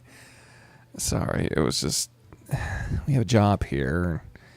Didn't feel like I could waste time. Pshaw! Can't even make time to sit down and drink? You're unlike most I met. Put a snake in your boots anyway. You gotta slow down a little. Maybe. I mean, what do you do to relax when you're off the job? Relax? Yeah, you know. Relax. Wine? Take a load off? I know what you mean. Passion fruit juice. Oh, ooh, what's this? Hey, Bree's back home. I just got the notification. I don't know that I've ever had passion fruit juice. Never eaten passion fruit. I've learned that fruit juice is less healthy for you than eating fruit because the natural sugars from fruit, if you eat fruit, are accompanied by natural minerals and fibers and proteins that when you literally, if you just take the fruit and then juice it, are not there anymore in the juice anymore. So just there's a snake in my boot. There's Bree. Yep, she just popped into the chat. So I guess she's in the fucking parking lot. Oh man,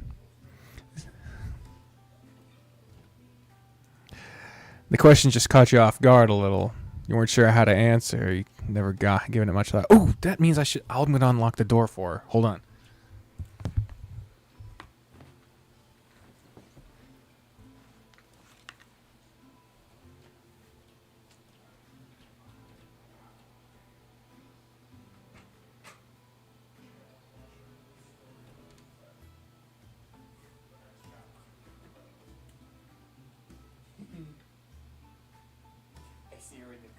I saw her in the car.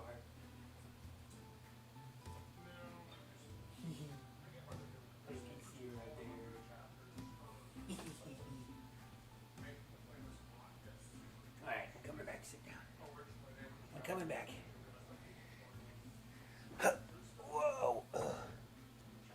Sit back down. Here I am.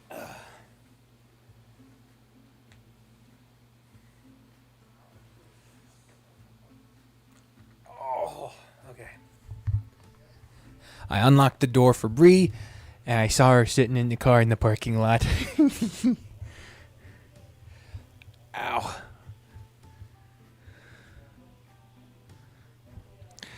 All right. Oh, by the way, we dropped under the 2-hour mark. So if y'all want to donate to extend the stream, All the ways to do so are in the description down below. And PayPal, Cash App, coffee, YouTube memberships, super chats, Twitch subs, all those things. Oh, Bria's chocolate. Yay. Saving up money to help with the move so that we don't have to be sleeping on a floor anymore. So, yeah. All the ways to donate are in the description down below. $5 increments of donations. We'll be able to add 15 minutes to the stream. Right now we are under 2 hours left, and it was just Bree's birthday. I'm just saying. So, let's continue with the game. Here we go. I don't know how my body got turned like that, but I wish I could make it manually do that because I like being able to face the game like this. What do you do to relax? The game is always busy with something. Traveling, hiding out, making trouble. Not a lot of time to not do anything. I guess I play cards sometimes, mostly just solitaire. Never really thought about the fact that solitaire, a one-person card game, is a play off of the word solitary, meaning alone. Oh, man. Oh, did we stop Bree getting a hubby? Oh, he's so cute.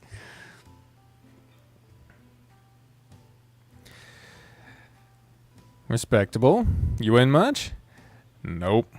Oh. Determination. Nice. Ain't about winning anyway. Just helps to pass the time. Yeah, I know what you mean. Me and the boys usually play some rounds of cards, sometimes betting. Although some of them are real sore losers. Sometimes just easier to let them win and avoid the issue.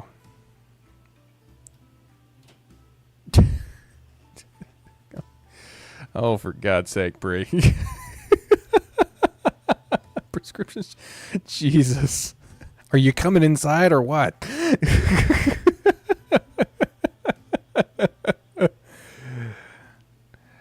I beat one of them at poker 5 times in a row, and I swear the rest of the week he was giving me the eyes. Found my hat full of knife holes one morning, too. I think it was just to scare me. At least I hope it was.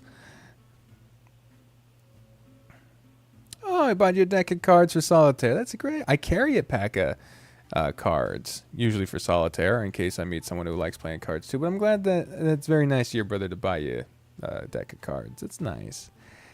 He gave you a lot of guffaw, a real and unrestrained kind that made you doubt a second if the canteen really was just water.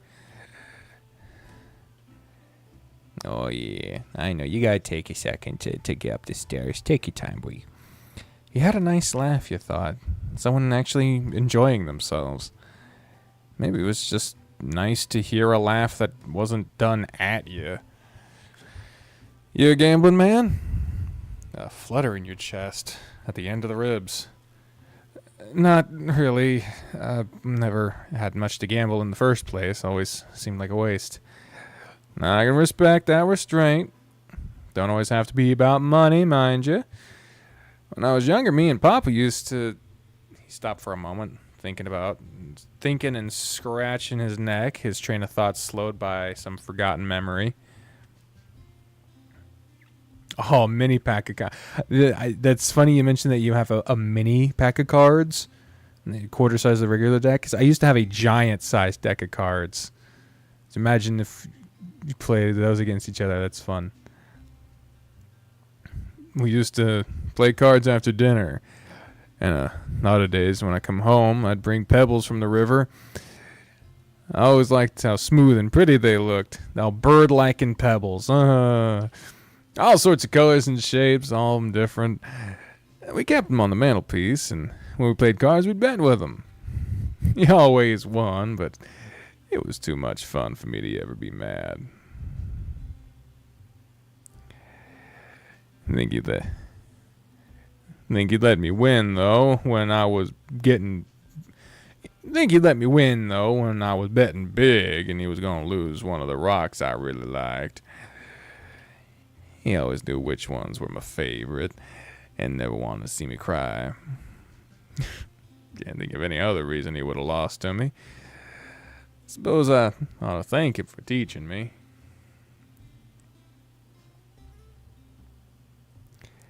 You weren't sure what to say, so you just gave him a soft smile. Family could be so complicated. You didn't want to say the wrong thing. Oh, you know what? He dug into his pocket and produced a tattered-looking packet in his hand that you recognized to be playing cards. How about some... Oh. God, I hope that's Bree opening the door right now, because it's being opened very, very slowly. Yep, that's Bree. Okay. Did you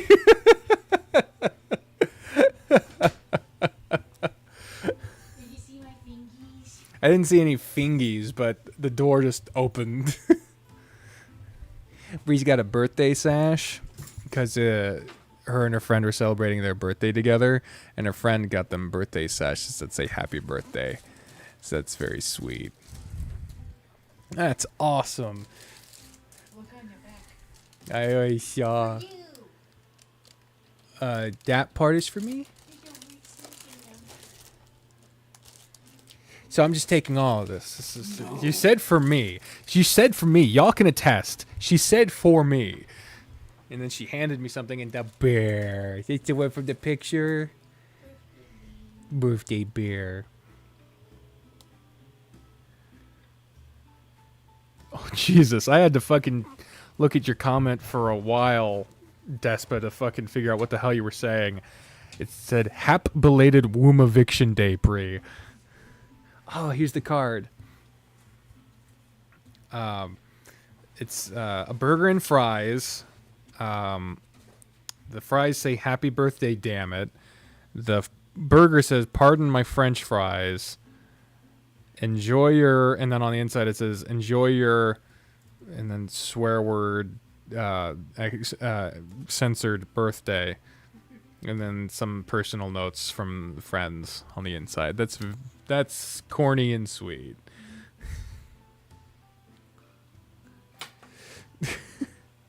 It's very nice.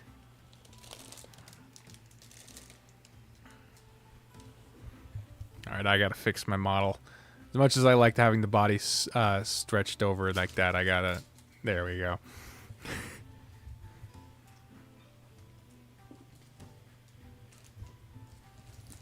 Happy late birthday, Bree. Did you have fun with your friends? I got a new high score in bowling. Hey, nice! What's your new high score in bowling? 31. That is not your high score. You have scored more than 31 in bowling. Come on. I've seen you score more than 31 in bowling. He's 31 and I broke the lane.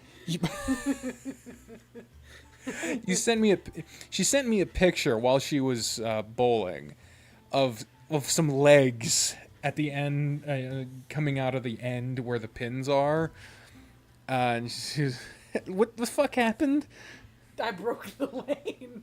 I guttered balled it really hard and it hit the little pin mechanism and it got stuck. Oh And the God. mechanic had to go back there. It took him like literally 25 minutes. Wow.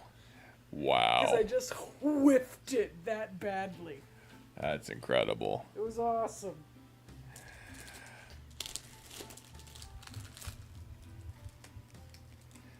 Vicente says, that sounds fun. Happy birthday in Frosty the Snowman voice. Well, I don't know what Frosty the Snowman's voice sounded like, but they said that. I'm thinking of like the Pillsbury Doughboy voice.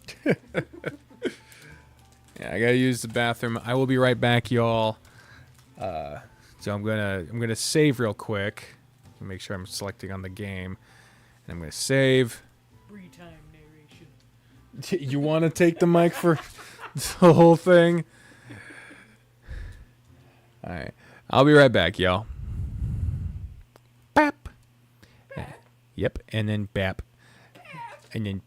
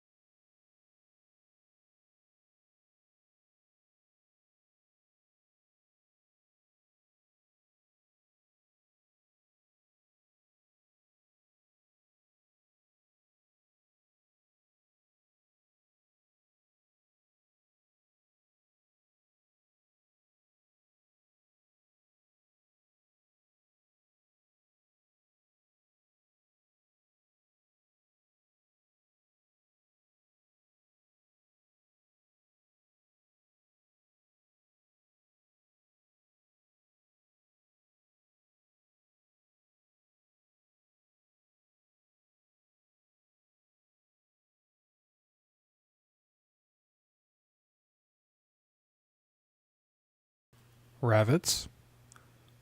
What the fuck? Boom, I'm here. Oh, why am I looking sad? There we go. Hi. Hi.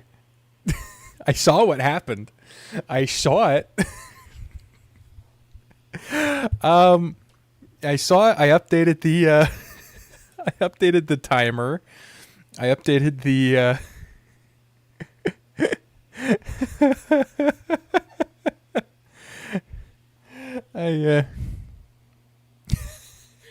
mom was a bowling league champion. I saw what happened. I didn't see anything. I updated the timer. I updated the donation goal. We're a lot closer now than we were before when I went to the bathroom. Thank you very much. That was, in case anyone didn't notice, when I got back, the notifications were still going in. I was like, oh, there's a subscription. Oh, there's another one. Oh, there's another one. I was like, what the fuck is going on? But when they come back to back like that, usually it's because someone's gifting, and usually that means it's one of a couple of people that's usually doing it. And so thank you for that. There was 20. A subscription is $5, and $5 gets you 15 minutes. 20 different subscriptions. That's 20 times 5 times 15 is 5 hours. Bree did the math on that. So the timer now is set to 6 hours because the timer was at an hour and 15 minutes when I changed the timer. So now we have 6 hours, 12 minutes, and 30 seconds as of when I literally just said that. Sure hope you napped. I mean, I woke up. What happened when I woke up? I woke up. I had breakfast, and then I set up the stream and I got on. Like that's it. That's all that happened. And so.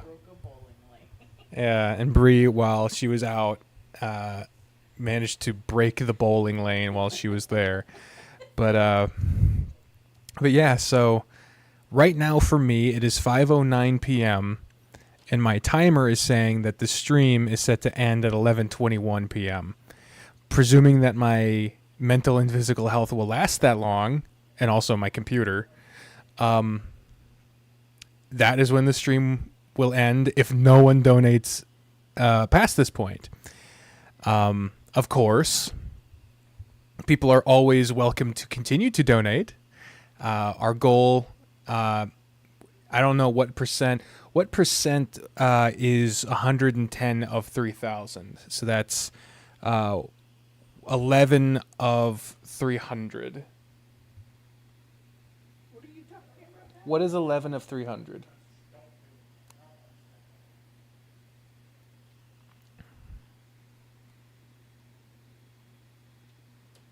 300 divided by 11. 27. 27. It's not it. It is definitely not it. I think you mean 11 divided by 300. Sorry. trying to find the percentage. Yes. 11 divided by 300. My bad.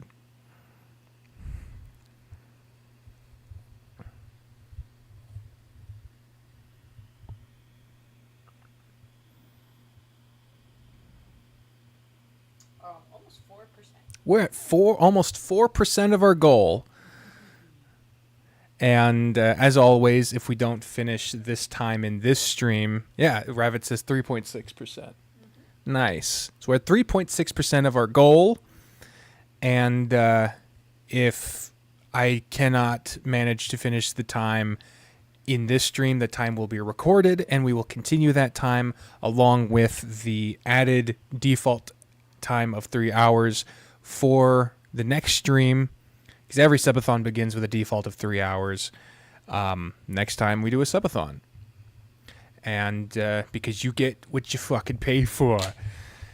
At 5%, I fight Viv. No. Yeah. No, what the fuck?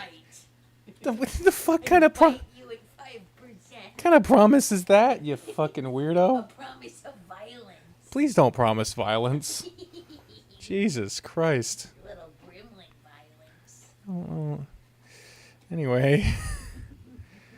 We're only a couple donations away. Rabbit says tempting. Oh my. Well, if there's the game music back because I clicked on the game. But yeah, so however we get to it, you will get the time you paid for. A bite. Will you? What are you?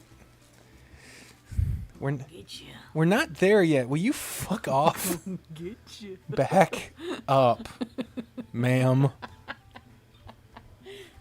Fucking creepazoid. Jesus Christ. Not even on camera. You forget I'm on a I VTuber. don't do this for them. I do it for me. Oh my god. 1-800-HELP.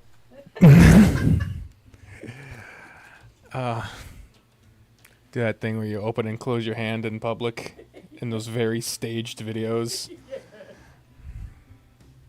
Anyway, let's go back into the game, because doing a subathon with a VN, that's just great because my throat won't totally be fucked. It totally already isn't. All right, let's get back into it. If anyone wants to continue to donate, there's Twitch subs, there's PayPal, there's Coffee, there's Cash App, Super Chats, YouTube memberships. There's the whole 9. It's all appreciated. Bree's laughing at something. What is up? Because if you reach your goal by going in 5-minute increments, you will have to stream for 150 hours. And I'll do it. It won't happen all in a row. Probably. But it will happen. That is a guarantee. 6 days. You'd be up for an entire week. Yeah, For a week's I would definitely have to stream while sleeping. My computer would blow up.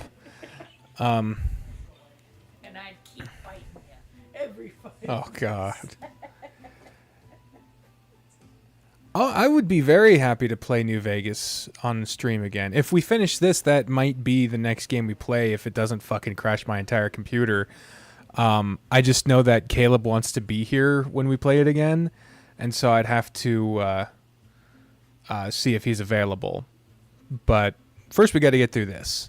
And now that we're on for the next fucking 6 hours, and this game's only supposed to be 5 to 6 hours when you play it by itself, and we've already been playing, even with my sidetracking, we should definitely be able to finish this game. So, I don't know. You can sidetrack with the best of them. oh yeah, I barely take the highway. Mostly it's side roads. But Despa says they're tempted to bring me back to Fallout New Vegas because there's a mod to make it multiplayer. Now that would be an interesting way to, it says, make it up to 8 people. And that would be interesting. I kind of still want to experience it by itself, but I'm very happy to hear that that's a thing. Yeah, that's fine. Because that is cool.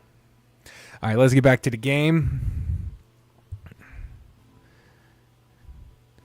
What in the fuck is it? What is Joseph trying to say? How about some Vinstinen? Vinkinen. What the hell? It's supposed to be... They're talking about card games. Vingtenen? I don't know. You played that before? What the fuck is that? I don't know.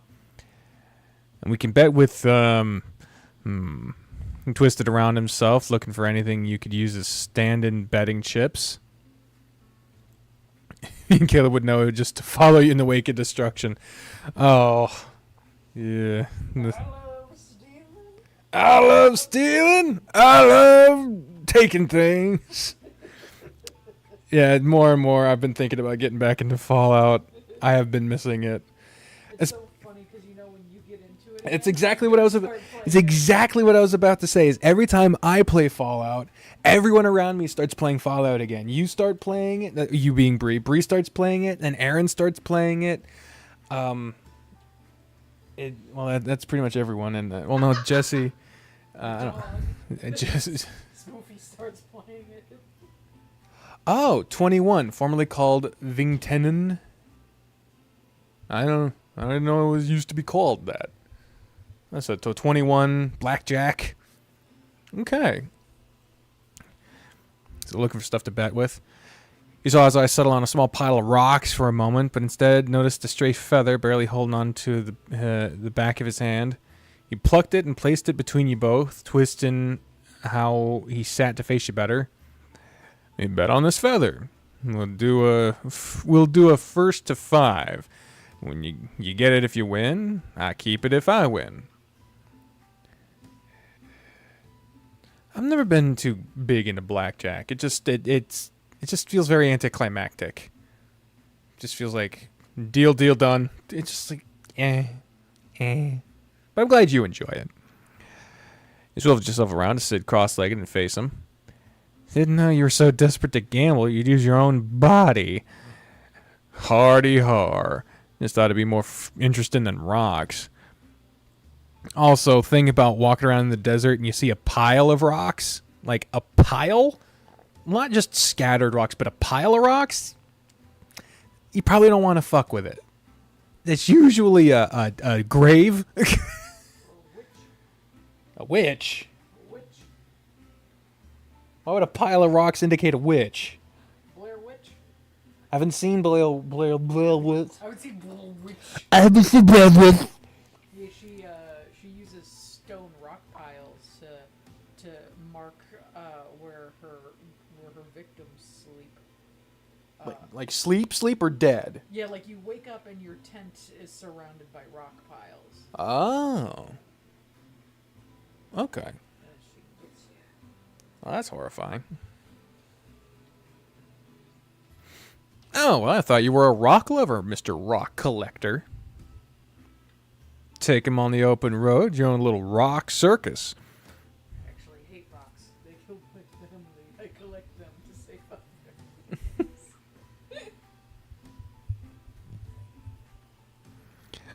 A regular Barnum. Did Barnum not have Bailey at this time? Or maybe that's the setup to the joke. Joseph couldn't help but smile, even through his fake pouting at your teasing. I don't know if J.H. Barnum has quite the same ring to it, frankly. J.H.? Yeah, it's in Joseph Harrier. My initials. Oh, of course.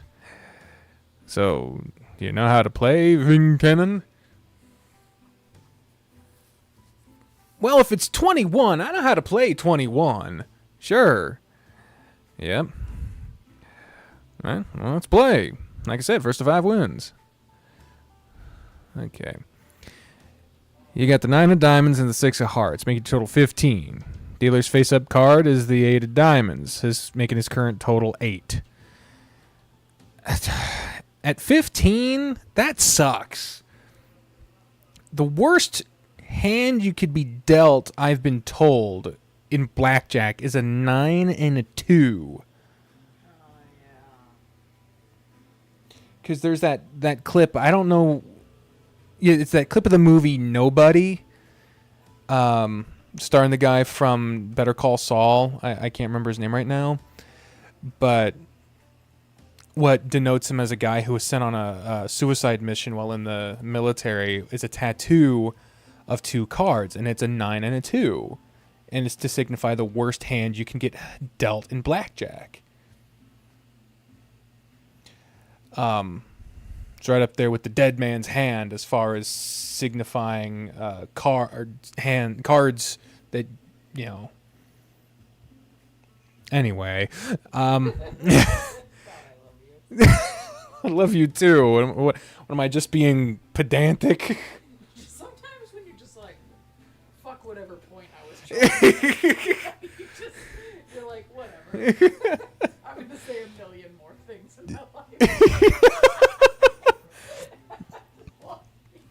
I do talk a lot, so I might as well not care too much about this particular sentence. By the way, we just dipped under 6 hours, so if that's not enough for anyone, feel free to donate. All the links are in the description. Cash App, PayPal, Coffee, Super Chats, anything like that. Twitch subs. At 5%, I bite you, and then it keeps going up. At 100%, you get a full beat down from me, Jesse, at your brother. Could you not say stuff like that on the internet? Because people are going to get... If someone donates $2,890 right now, you have to beat me. If a fucking notification pops up that I just got that specific amount of money because you said that, that has to happen. And I don't particularly care for physical violence.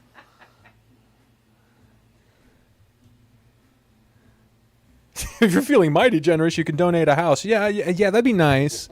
Preferably somewhere I want to live.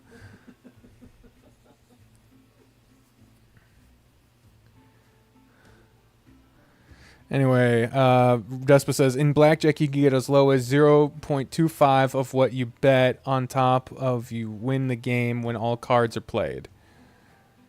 Don't have a clue what the fuck that means, but I trust that made sense. I'm just too dense to get it.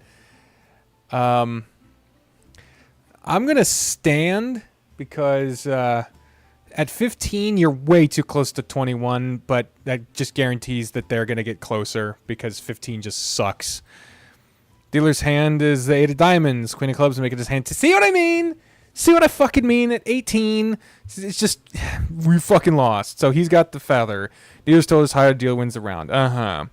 All right, we got 6 and a 9, making the total 15. It's the same shit again.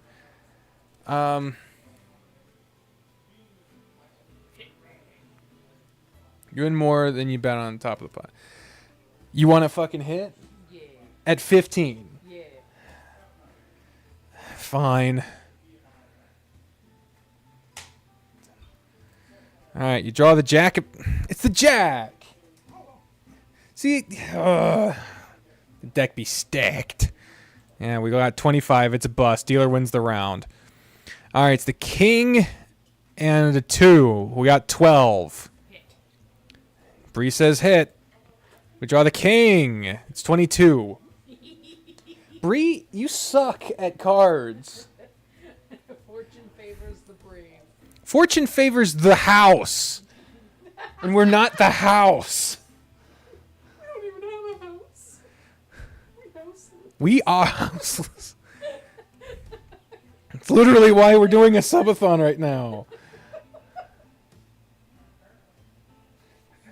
Let's just do whatever the opposite of what Bree said. At that, I literally wanted to do the opposite of what you said this last 2 rounds. You draw the king of spades, totals 22. We're bust. Dealer wins the round. All right, 9 of hearts and a 6 of diamonds. Total is 15. Stay.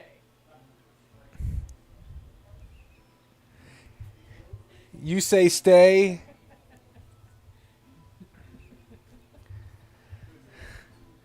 Problem is, I was going to say stay. So I guess I got to hit. You draw the jack. God damn it. Even a broken clock is right twice a day. You leave me alone. Oh, man. All right, we're bust. Dealer wins the round. All right, they just have to win one more time, and we officially have a blowout. All right, our total is 11. Don't speak. I'm going to hit. Draw the 5. Total is 16. I'm standing. Dealer's hand is the ace of spades. They have 18. Dealer's toller's high. Oh, fucking goddamn it. Alright, we fucking lost. Joseph literally invokes the phrase, sorry, bucko, house always wins, eh? Ah, well, it's still a game of luck, end of the day. Well played, sir. Fucking well played. It was a total shutout. Fucking well played, me. Yeah, you cheated. Oh, don't implicate. Oh, man. He picked up the feather, but to his surprise, held it out to you. Here, take it. But you won? Well, I don't have much use for a stray feather, do I? Got plenty of them anyway. You keep it. Took the feather in your hand, twisting the smooth quill back and forth a couple of times between your thumb and forefinger. It was thin and tapered and the color of coffee. Thick, uneven stripes of cream white ran along from the middle. Well, thank you, Joseph. Don't mention it. Pocketed the feather carefully. We should probably get back to it. As long as you're happy and can stand steady, then I'm ready too. Swung yourself onto your knees and stood up with a sprightly jump. Don't know if that was a good idea. Alrighty, let's get a wiggle on. Yes, sir. Might be a meeting we can drop in on at town hall. Seems worth a look. Sounds good to me. I wouldn't mind sitting down a spell either. You just were sitting down! But this is probably the same text that cycles through whenever you select the town hall. Hey, look, it's the town. You both start walking to the outskirts of the town, weaving between the clumps of houses and down the dirt banks. You keep walking on a flat stretch, smooth and compacted from the frequent travels of people. Some townsfolk on their porches wave at you and give a little afternoon as you pass on by. Is it just me, or does it feel like everyone here is nicer than most? Well, maybe, but I ain't complaining. He gives an enthusiastic wave to a small kid shyly hanging around outside their house under the shade. I could get used to folk being nice to me. They're not usually?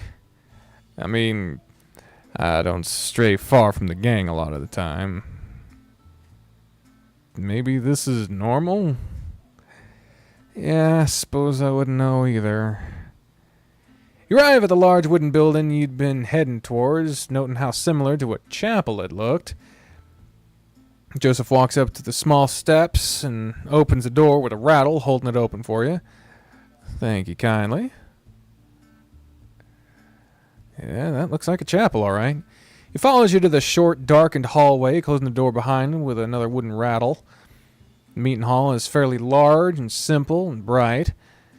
The wood walls are varnished and gleaming from the ample sunlight filtering through the arched windows. Rows of benches line the aisle, half facing away and half facing towards you on each side. Sitting on a nearby bench, turned away from you, is a hunched figure in black. Hearing you come in, the figure jumps to life, rising from his seat. They turn to you both, revealing themselves to be an elderly tortoise, holding a small book in one hand. Ah, do my eyes deceive me, or do I see new visitors in town? He walks with the characteristic slowness of someone his age and nature down the aisle towards you both, with a sprightly spring to his step. He tucks the book under one arm and extends both his hands to shake hands with Joseph, and then you. Welcome to Clemency, and to our meeting hall. I am Jacob, and what might your names be? I'm Joseph, and here's my associate Calvin. Pleasure to meet you. I assure you the pleasure's all mine. And it has been a good while since we had fresh faces round here. Now, you'll have to excuse me, but I have some business to attend to quickly. Feel free to sit and pray here until I return, if you so wish. Before you can ask any more questions, he shuffles between you both and out the door. You and Joseph look at each other quizzically, sitting down on the nearest bench together. What did he say? Sit and pray here? That's what I heard too. Speedy guy, yeah. This is a meeting hall for prayer? A meeting house of God? I don't get it. Can't help but smile at his musing as he looks around the room, looking into the rafters of the ceiling before turning back to you. You lock eyes with him, staring into the honey gold and brown streaks rings in his keen gaze. He smiles at you coyly and looks away, readjusting in his seat. You realize you were holding your breath. You sit up on the bench more too. The hardwood at your back reminds you of church days. All the fuss and protest against your mother about your Sunday best. You don't miss the frills and laces at all. You do miss singing hymns with her. She had a beautiful voice. I don't remember the last time I prayed. Don't cross my mind very much. Can't say you're missing anything. All the good it did you. Not a believer? I don't want to blaspheme, but God's done a whole lot of jack squat to help me all my life. I don't really feel like praying to someone who doesn't care about me, or anyone like me for that matter. Which is why I wouldn't have pegged you for a devout man. Joseph laughed a bit, almost mocking the idea. Oh, no, I don't think anyone could accuse me of that. Not with some of the things I've done. But I still pray. Oh, Lord knows if he's listening, but it helps me remind me of what's important to me.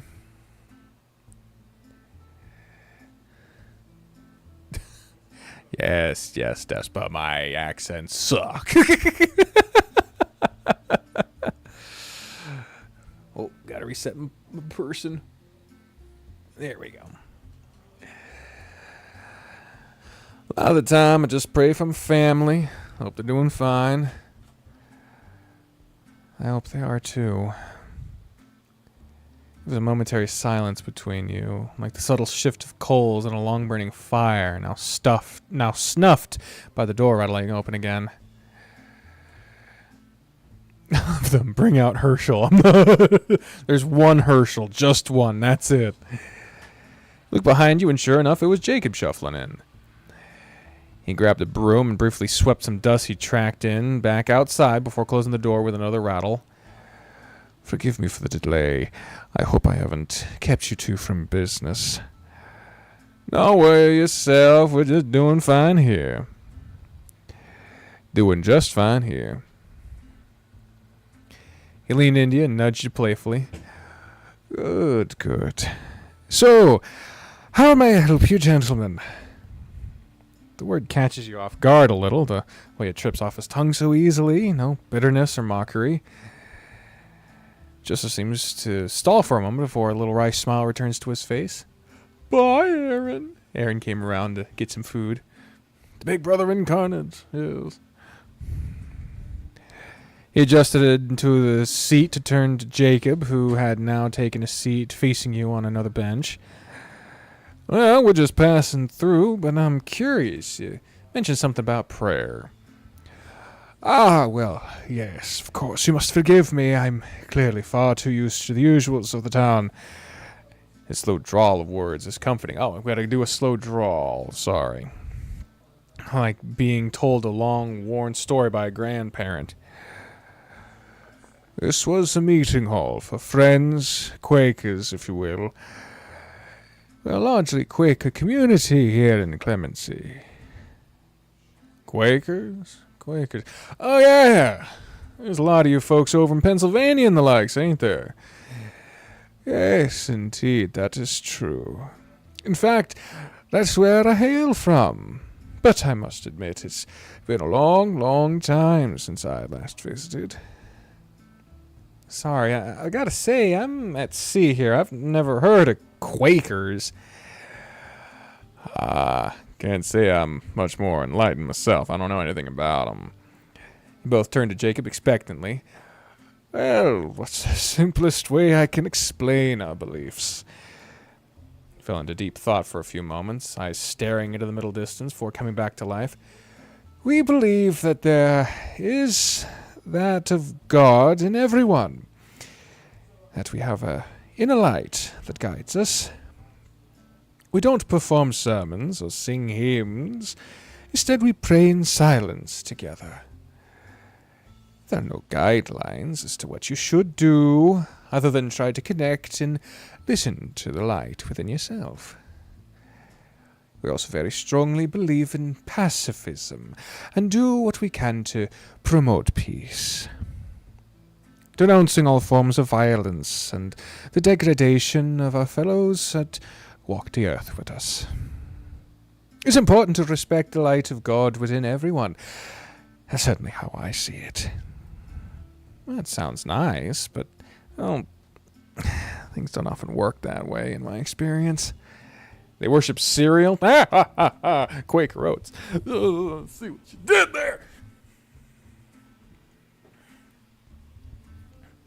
Oh, your predictive text has the brother incarnate saved. That's nice. Oh, that's lovely. There we go. Jacob smiled wisely, liking having heard the same sentiment many times before. Yes, there's certainly some that adhere to it more than others in town here, but it's always been an important tenet of our community. So, everyone in this town are Quakers? Well, yes and no. Many of us are, but some of us more so just adhere to the same principles and ideas of nonviolence and so forth. Quakerism isn't enforced, but it bonds this community. Oh, interesting. What about old Sheriff? What about Sheriff? With the pacifism and whatnot, doesn't seem like it'd be easy. Oh, well. Yes, I can see how you might suppose that. Sheriff cares about keeping the peace, but he isn't solely responsible for it. We all are. He also has Abwa saved. I don't know. It's what made this town so easy to keep going. He and Sheriff to see eye to eye on many things. So you and Sheriff have been here for a while then? Did you found this place or something? You'd have to believe it, but you'd have believed it by the tortoise's age. He could definitely be as old as this town. No, you flatter me, for I am not quite that pioneer, but I have indeed been here for a long time. If you'd indulge me, I could tell you a little bit of my story. Please do. Took off the hat. That's nice. Vampires, Bree thinks. That's lovely. Jacob nodded, again drifting off into thought for a moment before coming back with his words. Yeah, oh, that's definitely a Quaker outfit. As I said, I'm from Pennsylvania. The classic Pennsylvania accent I'm doing here. During the height of the gold rush, with so many heading west, many Quakers thought it would be benefit to follow.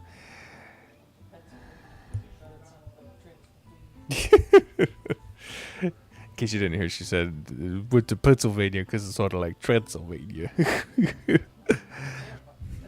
It's a vampire jokes.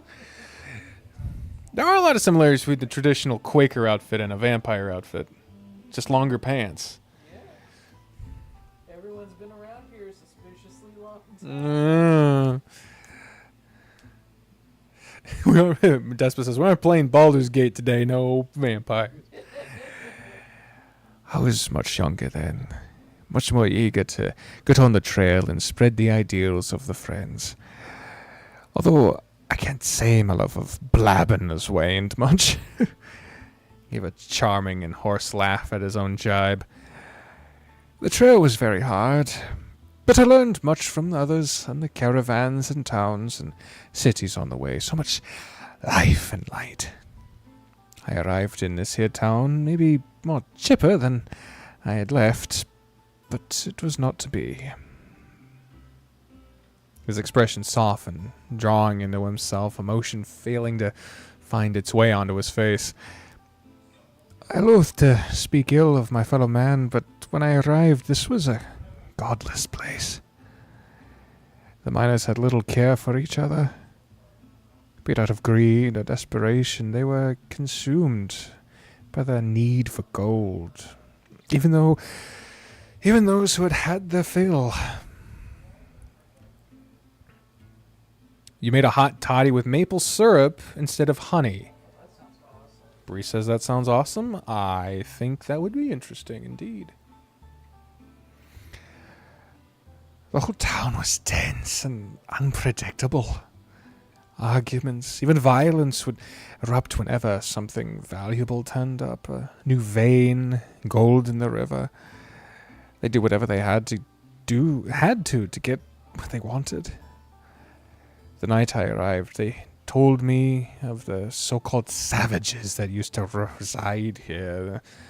So little, very little makes my blood boil, I tell you, boys, what? But the way the miners talked about those Indians, how happily they told me stories about the ways that they drove them out.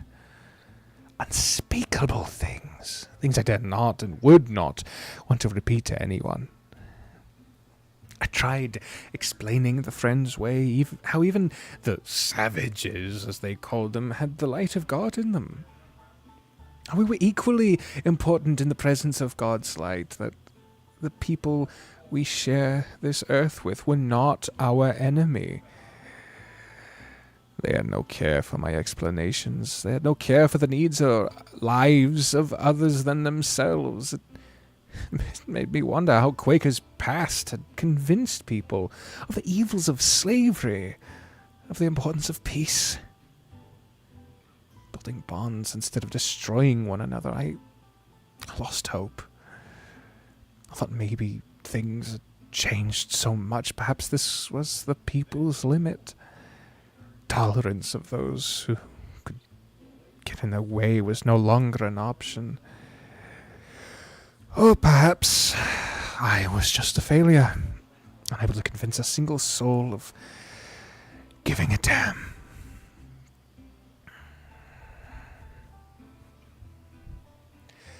The old tortoise looked forlorn, brow furrowed, like he was reliving these memories so vividly that these were the same faces he wore. Then along came Sheriff. Oh, Sheriff. I was a little worried when Sheriff was first assigned to the town, that I'd just have another person to fight with, someone with authority on the side of the miners. Instead, I found a kindred spirit. Someone who had actually listened to me and agreed with me on many things. Very quickly, we became firm friends. And roommates. No, I'm kidding. Eventually, Sheriff got sick of the miners, decided enough was enough, and shut down the town. You know who would smash this role? What? Peter Capaldi. Yeah. I can get Quakers. Quakers. I was like, my go-to is kind of an impression, but I'm trying to not, because I feel like if I try to go too far to a specific voice, then it's a comparison thing. Like, then I feel like I'm never going to get it close enough. Did you want this here specifically? Oh yeah, you're gonna bag at the trash.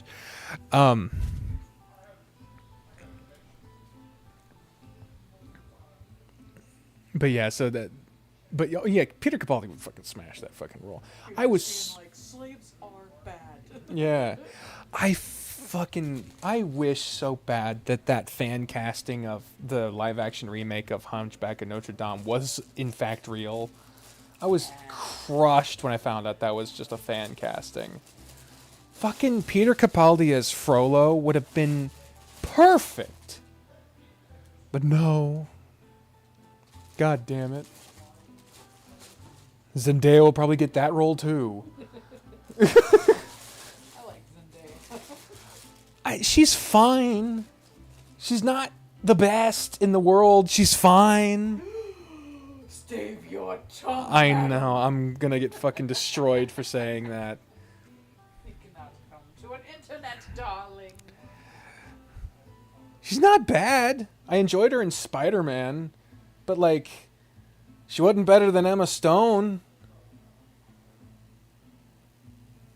What is the fan cast? There couple years ago, there was a fan cast going around that was a lot of people thought was a real leak of a cast of a Disney live action remake of Hunchback of Notre Dame that was being made, but it turns out it was just a fan cast from someone in the industry who had cast a bunch of people that a lot of people really like in various roles. And one of them that got a lot of people really excited, us included, was Peter Capaldi as Judge Frollo. Oh, we were thrilled at that possibility because we know he can sing from past roles he's done. And just the idea of him doing Hellfire was just incredible. Yeah, Rabbit said, oh, that would have been great. Yeah, what fucking would have been? But no, just didn't fucking happen. And I just, Who's the other Capaldi who's a singer? Louis Capaldi. That's his, like, cousin or something. I don't know how this happened. I've actually gotten worse. Yeah! Don't waste your time. The one of my favorite music videos of all time is Louis Capaldi's Someone You Love. Is that the song? Got used to being someone you love. I believe it's Someone You Love. It's not the standard music video because that's just sort of him walking back and forth in a fucking alleyway. But it's a charity music video starring Peter Capaldi promoting organ donation. Yeah, that's good. It is a tear jerker. If you watch it, you're going to cry. It's incredible. It's fucking incredible. And it's up there with my favorite fucking music videos of all time. On a lighter note, Despa says that they saw a meme the other day of Danny DeVito as Wolverine. It's cursed, but they love it. Yeah, that sounds awesome. Oh yeah, Anyway, I started slashing. There's those videos of like Danny DeVito and Avengers and all those ones. Danny DeVito and The Lion King. Oh no, you don't! With the fucking 2x4 pushing Mufasa off the fucking cliff. It's just great. Gordon Ramsay and the Avengers cooking the Infinity Stones, and then running away with the sandwich. All the Breaking Bad. Breaking Bad. Oh, Breaking Kitchen. Breaking Kitchen. That's a great series. But yeah. Oh hey, a video game that we're supposed to be playing. What?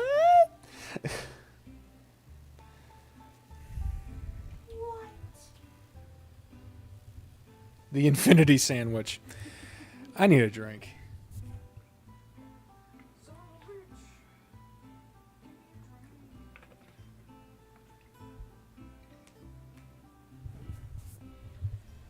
All right.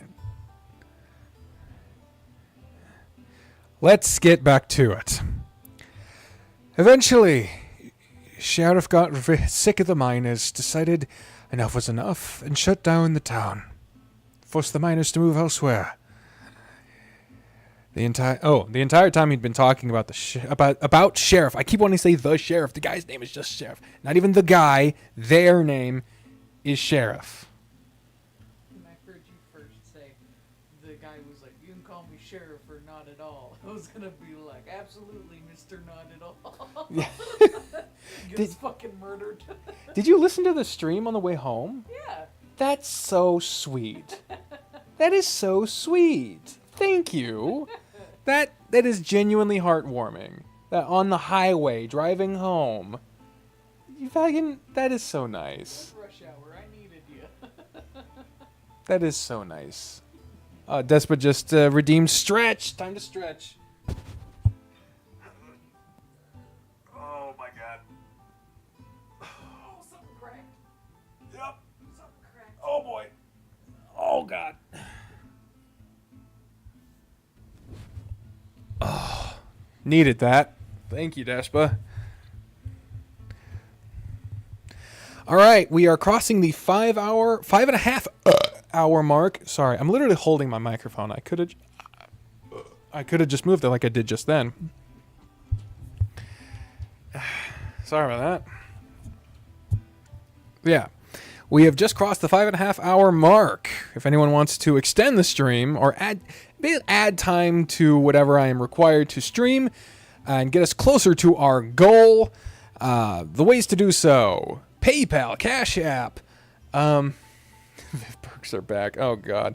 PayPal, Cash App, Coffee, Super Chats, YouTube memberships, Twitch subs. All of those are available in the links down below, or wherever you're watching this on Twitch or on YouTube. They are at your fingertips. If you are able to do so, it is very much appreciated. If you are not able to do so, don't fucking worry about it. I totally get it. We're literally raising this to help save up money for our moving costs and living expenses, because we're trying to not be people living on a fucking floor in my brother's apartment. So, what?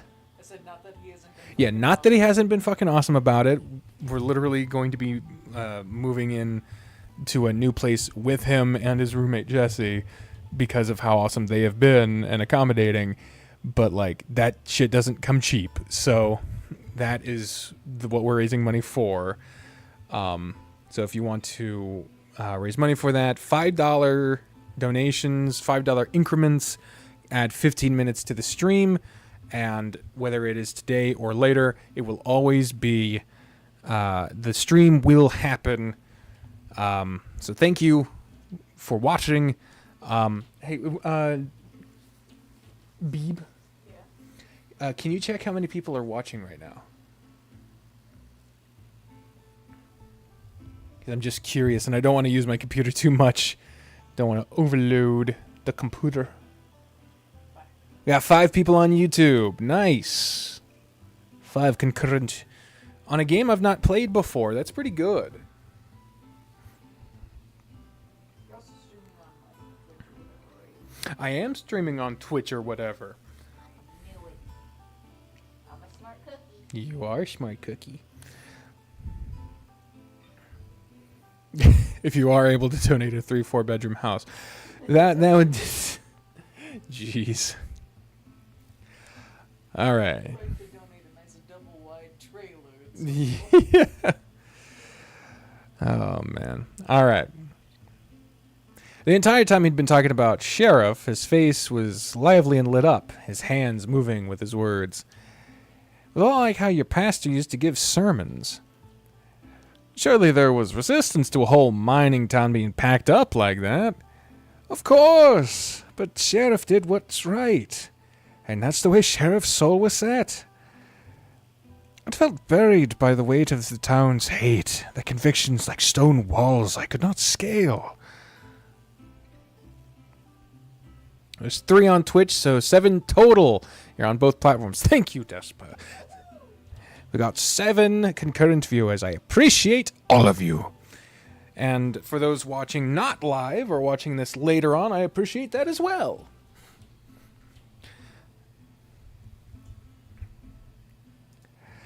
I'll be grateful to God until the day I die that Sheriff came here. I was given so much hope when I had lost it all. And you've been here ever since? Jacob chuckled. Yes, we have. Only a handful of us stayed after the miners left, and it was hard to know whether this town would still stand. But we felt sure we could find more people who cared, as long as we worked together. More people like us. His words hung in the air, settling around you and Joseph as Jacob settled his gaze on you both. So, those miners are still around? Oh, those mines are still around. A lot of mining towns died down because of the gold drying up, but if the miners just left, I guess there's some still here? Well, yes, I suppose so. I can't say I've thought much about it in recent years. We don't encourage those looking for gold. I'm sure you understand. It's nothing but trouble. His warm gaze turned somewhat steely. You weren't sure how long it might go on for if Joseph didn't pipe up. Of course, Jacob. We're just a curious bunch. Thank you for talking with us strangers for so long. His stern eye disappeared in an instant, and he humbly waved away Joseph's thanks. No, the pleasure's all mine. It's been good to talk to new ears. If you'll excuse me now, I must get this place tidied up before today's meeting. Quaker meeting? Yes, indeed. You're both welcome to join us if you'd like. Thank you, Jacob, but I'm thinking we'll be off anyhow. You all stand, stretching and shaking off the stiffness from wings and tails and legs. Go well, and keep the light close to you. You both nod and leave through the same rattling door as before, catching one last glance at Jacob starting his chores before you close it.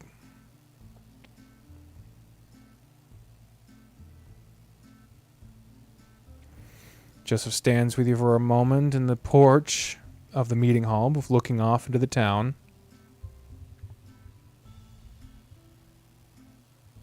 Just be like, I have one arm. It's not like I'm mining anything. I guess you could say that, but shit. What are you thinking? Well, we know now that these folks ain't gonna put up much of a fight. Maybe some of them, but... And there's definitely gold here. Somewhere. I thought they said it was like they moved the town. They physically moved the town. That gold isn't here. It's down the road somewhere. It's over there. It's not here. Joseph had no real emotions playing across his face, but he was standing much more still than you had seen him before. Like he was trying not to breathe. Come on, we've got more people to talk to. He exhaled sharply, his feathers on his beak next to his nose holes fluttering.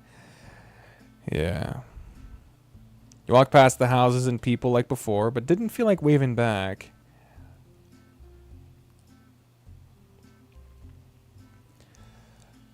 Oh, sun's going down. Walking back to the edge of town on the other side from the sign you now knew read Clemency, you both sit on the edge of a little hillside slope, kicking dust up on yourselves as you settle on the rocky crevices. I think that's all the useful places of interest here, unless we want to go knocking on folks' doors asking for gold. I think we've disturbed this lot enough for a day. Your resting hand becomes restless as it brushes against some dry desert grass, entwining it between your fingers. You slowly pulling it from its roots. That grass had to work so hard to get there, and you're in a fucking in a little place called Echo. Oh, jeez, yeah, over there in a little place called Echo. God dang. So, what did we actually figure out? Everyone here is kind and mostly defenseless. I think pacifist is the word. You tug up more grass into your hand. They can maybe fight off some bandits, but no officers are going to come help, and they ain't going to do much good against a whole gang.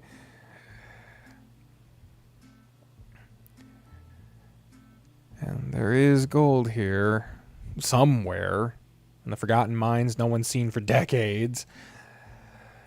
Well, it's gotta be here. It's gotta be around here. This is a mining town, for Pete's sake. How far could it be? He shrugged. Sheriff said the town is moved. The mines could be anywhere now. Maybe it really was just rumors. Maybe there's not really anything to find here. Oh, God. Okay. Full Moon Picture Games redeems stretch and hydrate. All right, everyone take a stretch and drink of water.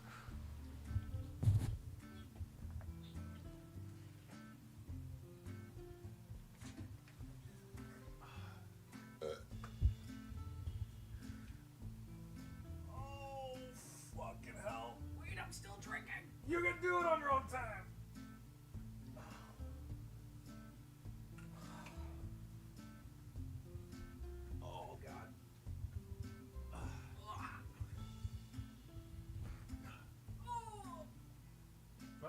gone.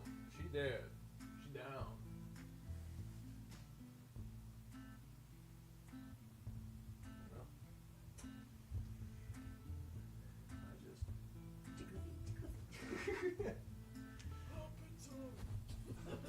Call a ambulance.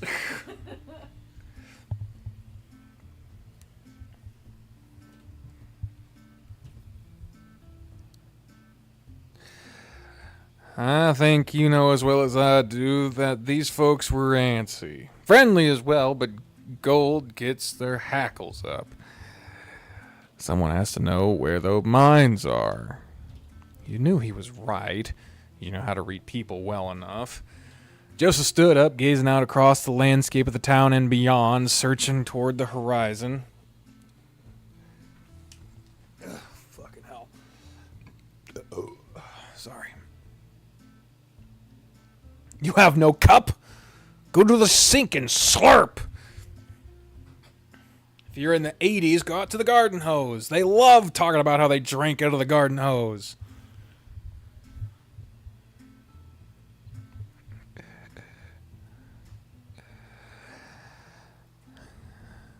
And use those special eyes of yours, bird brain. More use than you chasing your tail, mutt. Specialize. He looked at you for a moment with a smirk. You smirked back. You rolled the grass in your hand between your fingers, squashing the reeds of it together, dropping seeds in the sand. I can't see nothing. Goddamn sun of my eyes ain't helping neither. I don't know if Bartholomew would help out. He was maybe the most friendly one of the bunch. Sheriff didn't even talk about the gold. Because Sheriff knows how to keep the town safe. Yeah, we were the last generation to play outside and drink from the hose. No, the fuck you weren't. I'm doing it right now. I'm drinking outside. I'm drinking. I'm drinking outside. All of it. Drinking outside and playing with the hose. I'm playing with my hose outside.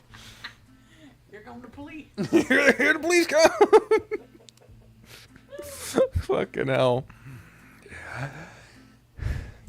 You look up at Joseph, his puzzled face squinting in the sun, looking down at you.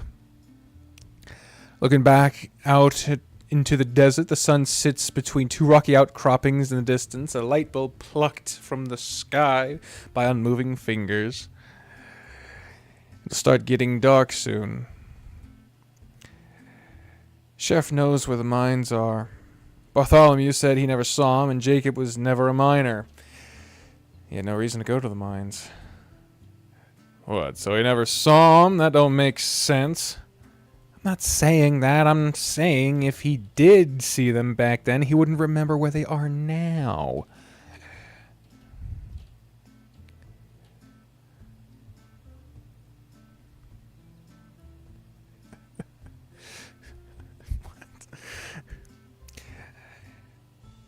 Sheriff still knows where they are because they're the biggest danger to the town. I'd wager Sheriff even checks up on them every so often to make sure it's undisturbed. I guess that checks out. We don't have the time. We don't have the time for a stakeout, though. You balled your hand into a fist, the grass yielding and turning to dust. We don't need to know where they are anyway. We got all we need. Knowing where the mines are would just be a penny in the hat. We should think about our next move. You ignored the tiny knot in your stomach as you thought about what to do next. You should just leave, but there's nothing else to do here. You should just think about resting. It's getting dark soon. I think you could stay at the saloon. Sheriff did offer. You have a gang. Just spread out and look for the mines. You'd think, but that'd also be very conspicuous. Hey, me and my several thousand friends are just gonna Yeah. not look for gold. We're the census. We're the census. All 100 of us are the census. And we're not going to talk to any of you. You sure you want to stay here for a night? Seems like the least we can do before we leave. Unless camping outside has some mighty appeal to you. Just flashed a wry smile. Alright, let's go have a look first. No point bringing the horses down if I can't afford the rooms.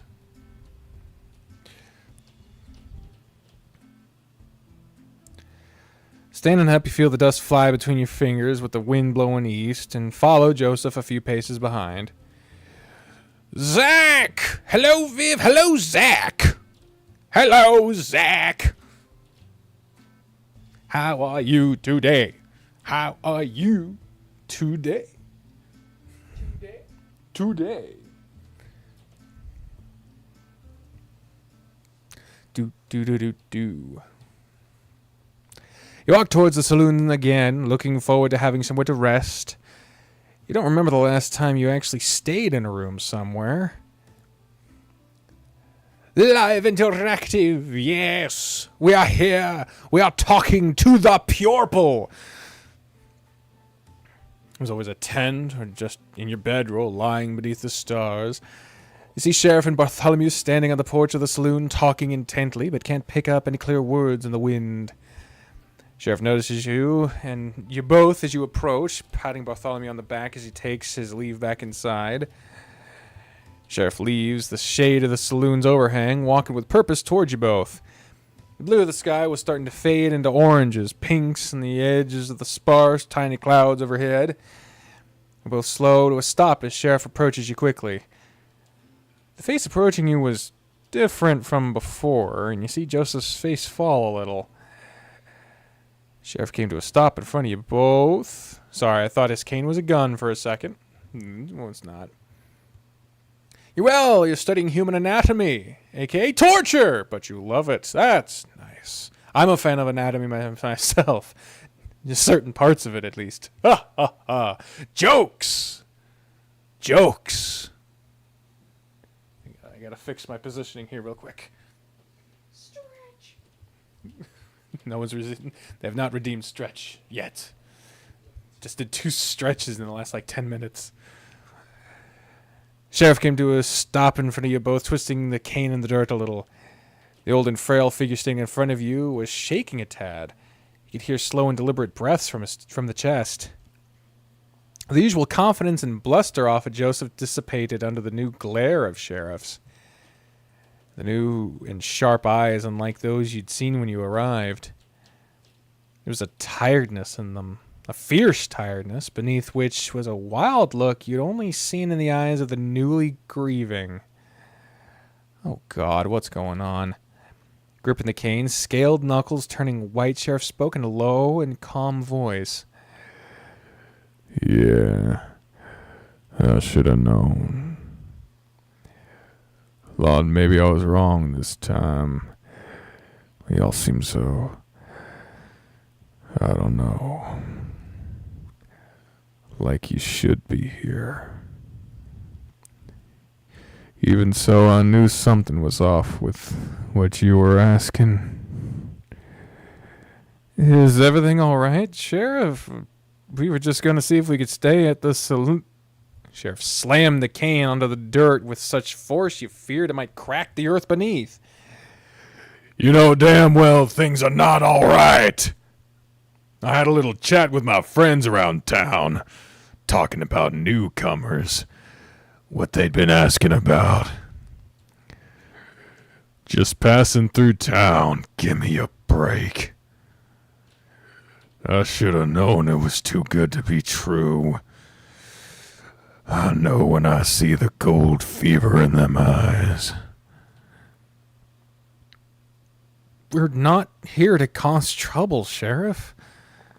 We'll be on our way tomorrow morning. Really now? Well. Oh, yep, there's a gun. There's a gun. There's a gun. There's a gun in the bottom of his hand. Not my best work.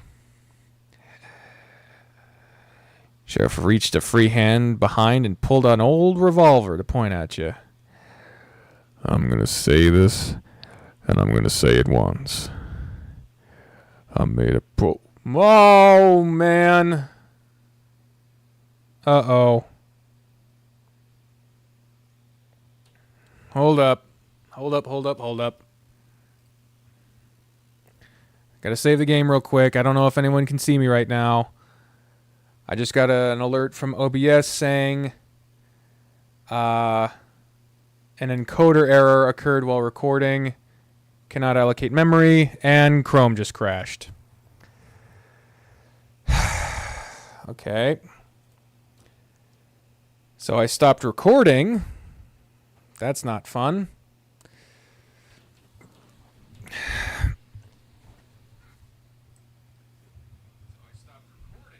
All right. Bree just pulled up the thing. My camera is not recording my face anymore. Don't know what that's about. So it's still capturing my fucking mouth, but it's my webcam is just straight up not catching that I'm here still. That's not great.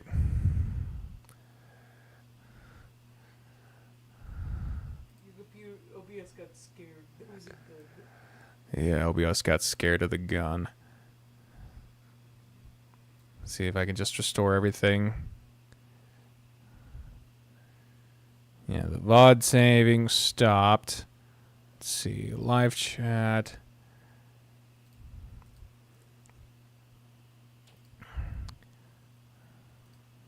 VC face, VC face, VC face.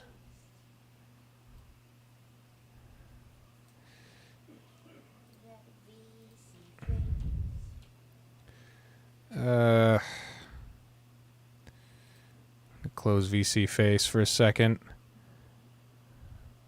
Oh, brother. Let's open that up again.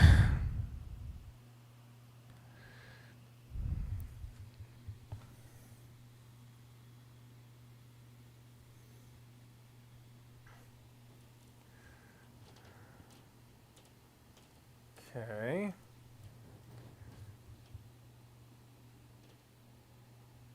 Detect me. Okay. VC face seems to have recognized I'm here again. Let's get that away. Here we go. Okay, that was fucking weird. So the VOD is not being recorded by OBS anymore. Don't know why. Looks like Twitch reset the stream.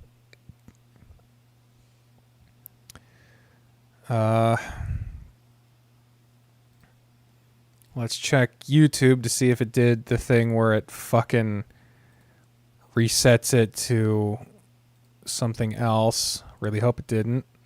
Okay, that looks fine. All right, looks like we're actually still fine.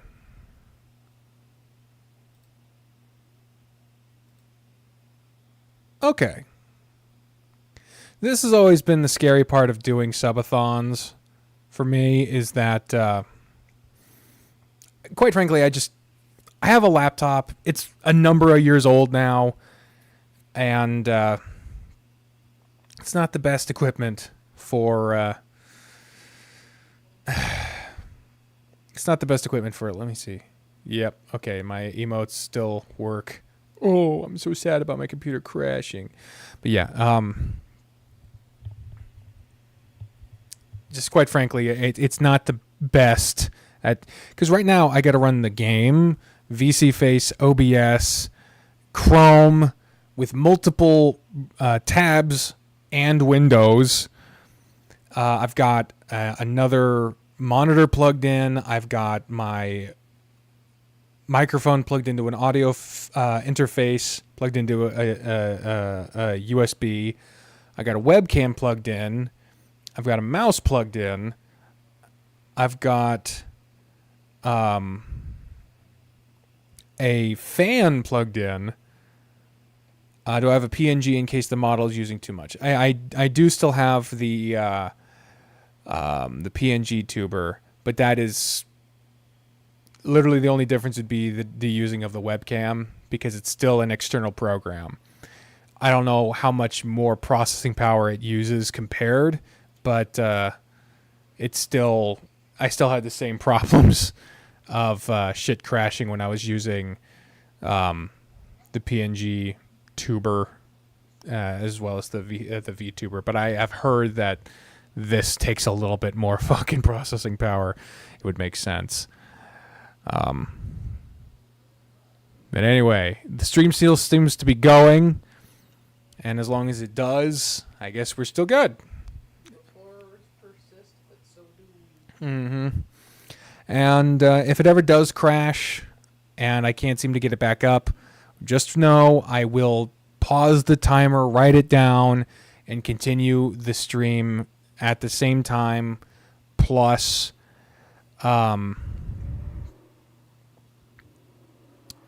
plus the 3 hours for when we start another stream up again. And that's if shit crashes again, which unfortunately is a frequently occurring thing for my computer because it's just not the best computer I could possibly have for this kind of thing. It's a pretty good computer for our budget. Yeah, for our budget, which is zero.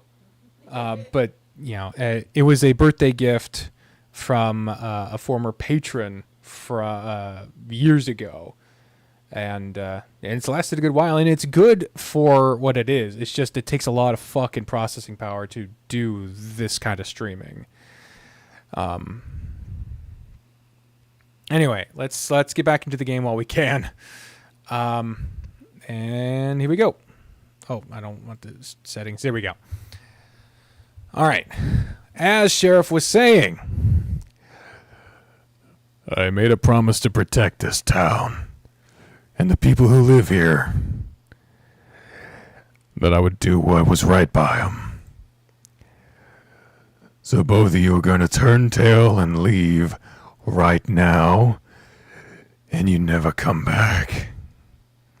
And if I ever see either of you heading this way again, I will shoot you dead before nary fur or feather crosses that town line. he stood still next to Joseph, a small fear of walking taking hold of you as you feel the wind might knock you off your feet. Understood, Sheriff. Joseph started walking away, not stopping for you, even as you stood there for a moment longer just to say one word. Sorry. You knew that didn't make up for it, but it was all you could muster from your tight throat. You turned quickly and walked away after Joseph with your head down, staring at your feet as they rhythmically sped one after another through the dust tracks of a town you couldn't come back to. It's a shame because it really felt like they were setting up the town to be like full of, kinship of people that they could really relate to. And perhaps they could have if they were not doing the bidding of people that they don't relate to. And that's kind of the tragedy of it all. They don't get along with the gangs that they are members of, and they could have gotten along with this town had they not been sent here to be of service to the gangs that treat them like shit. And that was kind of the lot in life of a lot of people in this kind of situation. Ah, that sucks.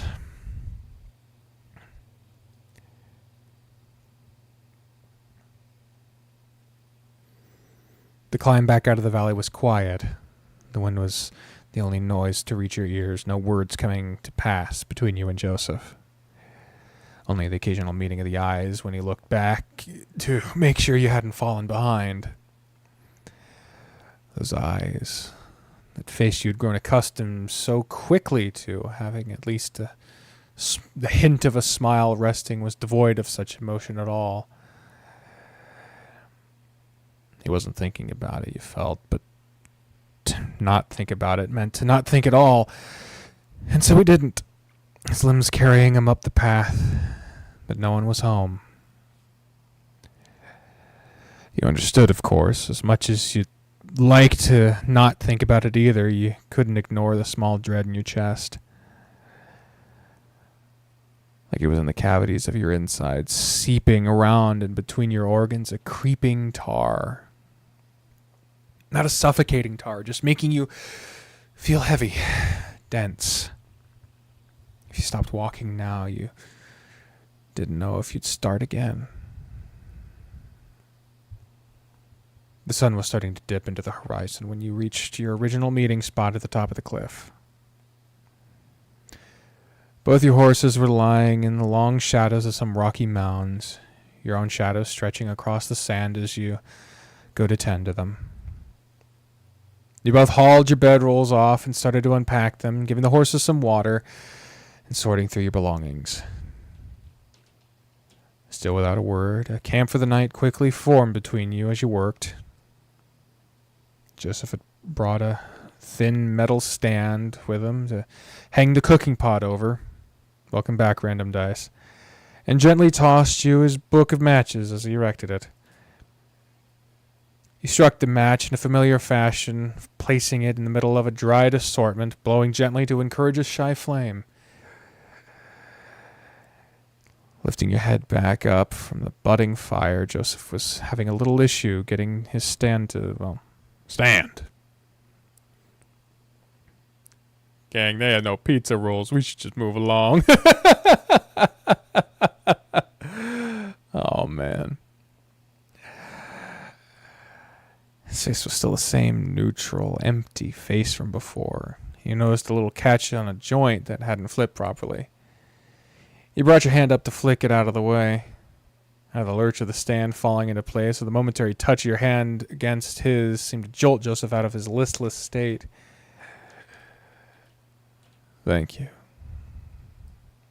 A smile, just a small one, a weary and wary one, had returned to his face. You were glad to see it again. It was enough to make your chest a little tighter, tar receding a touch. With the fire lit, a modest plume of smoke started billowing into the sky, and scattering in the fading sunlight.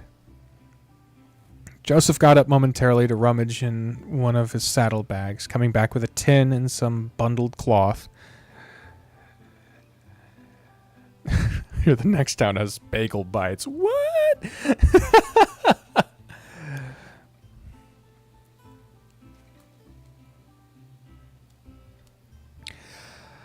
I got some beans, salted pork too. Not sure what you got with you. Oh, right. Yeah. Hold on. You had plenty of water still, and if he was propping up the bulk of the meal, you had some molasses to add too. He brought them back over and let Joseph, sitting on his bedroll he laid out now, take the reins. Wasn't really a two-person job. With the beans gently cooking away now in the pot, he sat there, lazily stirring it with a spoon. Grabbed your bedroll and laid it out on the opposite side of the fire, squatting and dropping onto it with a thud, tucking your legs towards you, resting your head on your knees, holding them in your arms. Ah, look at them.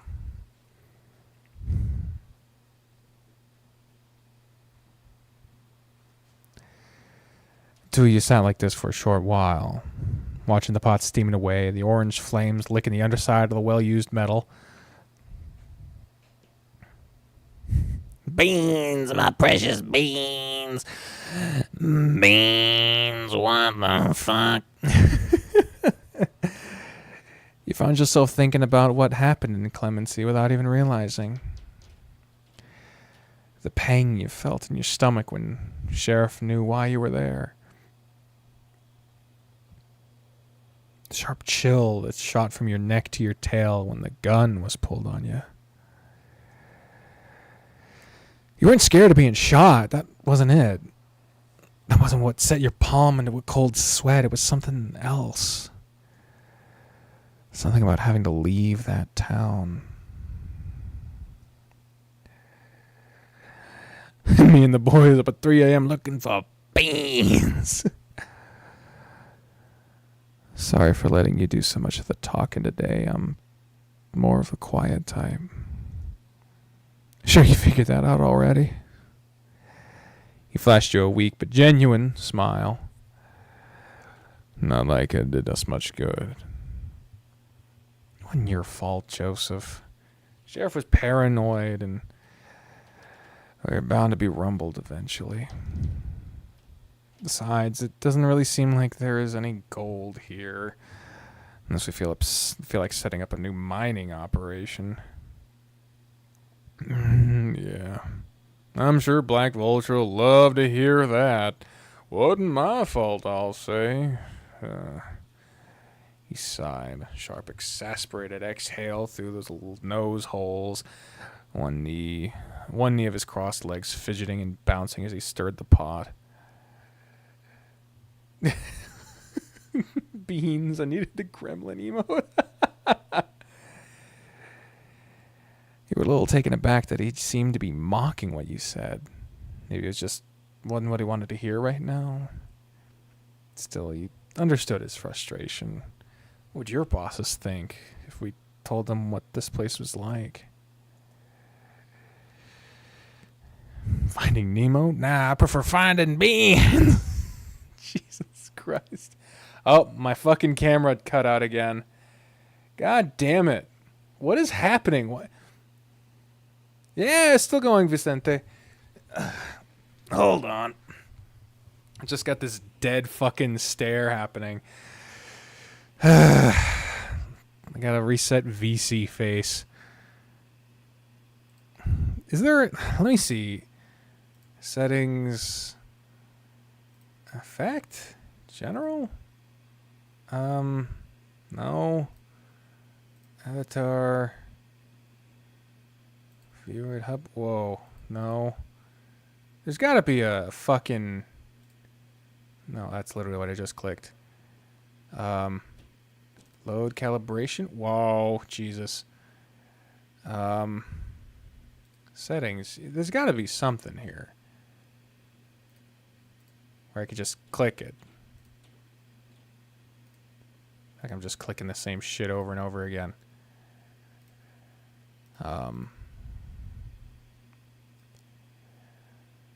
Here it is.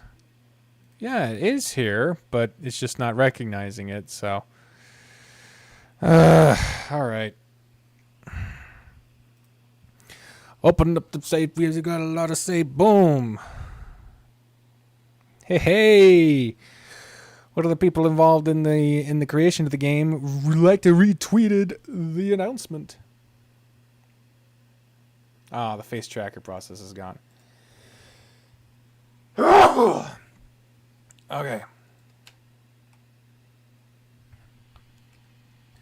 Oh, hey! There they are right there. Hi! Fake Gamer Jamie.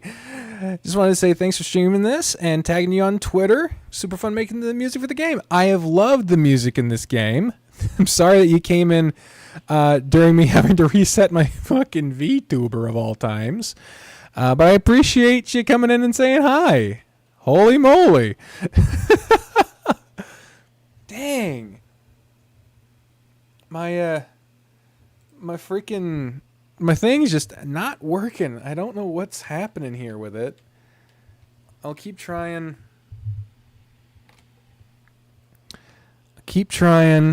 This one right here. If it doesn't work this time, then maybe it just won't work. But for the time being, thank you for popping in. Love all the art in this game, the music, the visuals, the writing. It's all been freaking fantastic. Oh no, VC face is just not loading now. Oh God. Is my computer about to crash? Please no. Oh. Oh brother, what is happening? VC face is not responding. Oh man. Well, oh, and Chrome crashed again. Oh, man.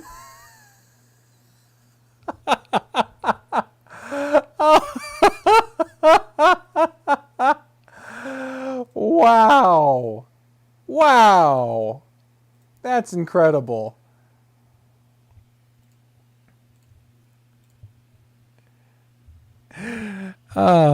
Yes, Fake Gamer Jamie says, the art and the writing in the game are so good. Love to see it pop up on streams and stuff. Such a cool game, and good luck with your setup. Of course, this is when one of the creators freaking pops in. Is when I'm having freaking technical difficulties.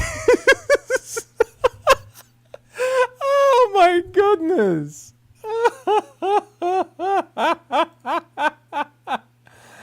Oh man.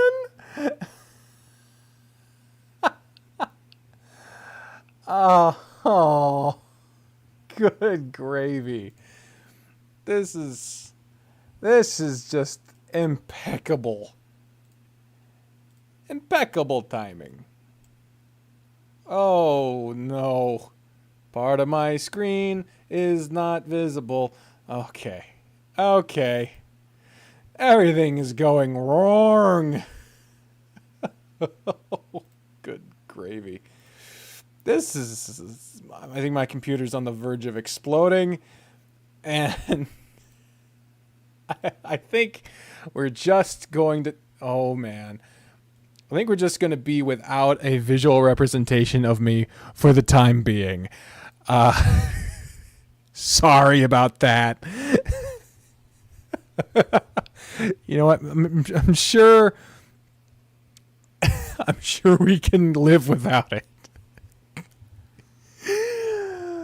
Oh, my fucking luck. All right. This is why you don't stream with encounter issues. Let's get into the game. Let's get back into the game. Is it overheated? Maybe. My laptop does run warm. That's why I got a fan under it and everything. Okay. All right. Let's play the game. Let's play the game. Let's get a drink of water first.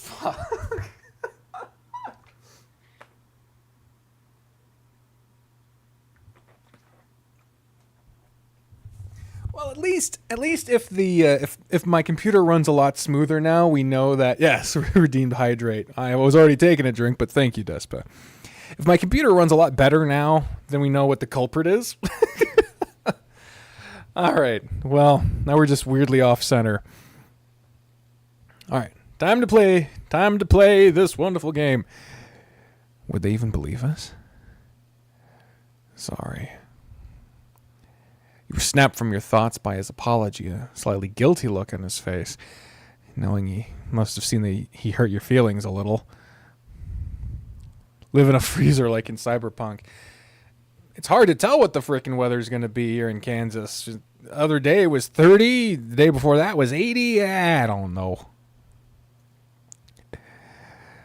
You're right. It's not my fault exactly, but hell, this is a mess, Calvin. His fidgeting was spreading, playing across the feathered fingers of his wings, his face, his eyes, his knees again. Like a ragtime tune was playing all across the inside of his body. What's he like? Black Vulture. He's a... His breathing was ragged, too. He got onto your knees and reached your hand onto his that was stirring the spoon even now.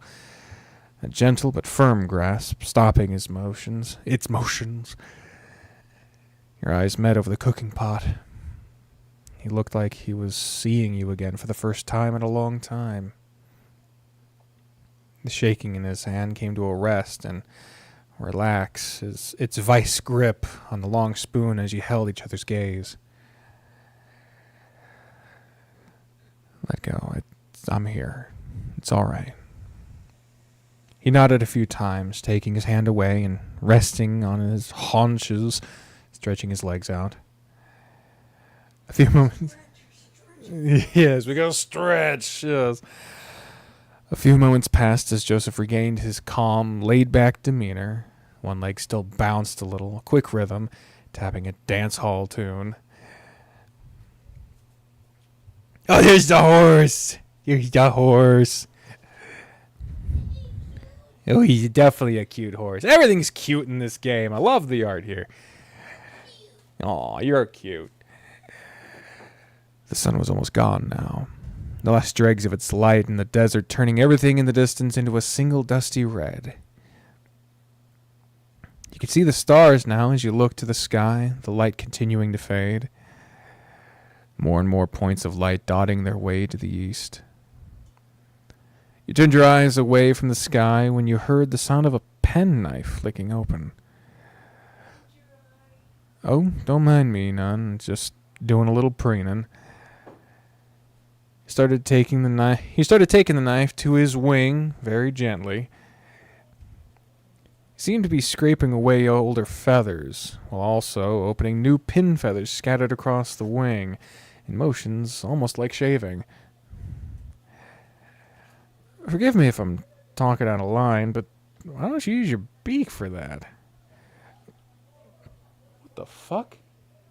Just a bunch of people yelling outside. Oh, there's a bunch of people yelling out in the parking lot. It's like, what the fuck's happening out there? Oh, well, Mom always told us you don't use your beak for things around anyone other than family or lovers. It ain't polite. He seemed a little sheepish admitting it, like it was an uncommon quirk of his family. You asked about Black Vulture, yeah? Don't you know the stories already? Well, yeah, but those are just stories. I know what it's like riding with someone with a few tall tales trailing behind him. Joseph snorted a little, still making his way across the wing with a small knife. Yep, that sounds about right. Pretty sure some of the more flattering ones I've heard were left behind by the vulture himself. It's scientifically impossible not to yell horses when driving past farmland, or it should be. Is the chat also not popping up on the screen anymore?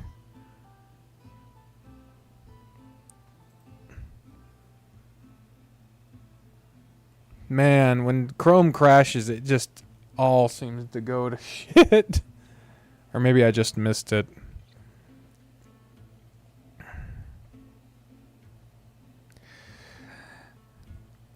You settled on the side of your legs a little, getting more comfortable as you kept stirring the ever-cooking pot.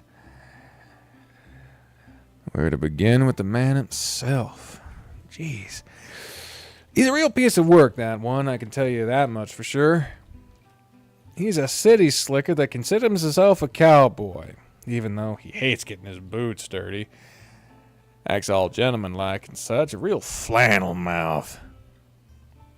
He'd charm the pants off you if you had something he wanted. There's a testy test chat notification from Bree that I see in the YouTube chat, but it's not popping up on the screen. Like on the stream chat screen. I wonder if it'd do the same for a Twitch chat. I don't know what's going on. It could be... when something crashes, things just go all to hell. I don't know what's going on. I'm sorry I don't have all the fancy equipment.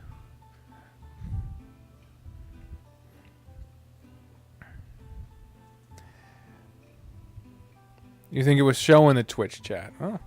Well, then that's Streamlabs, because that's what I use for restreaming. I use Restream to... Flannel mouth sounds like someone trying not to say lesbian. Good lord.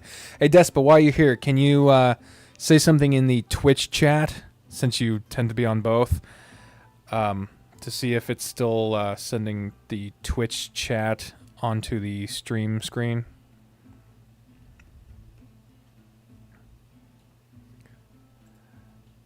Yep. Twitch chat's still popping up on the screen, but for some reason YouTube chats aren't. I don't know what's going on with that.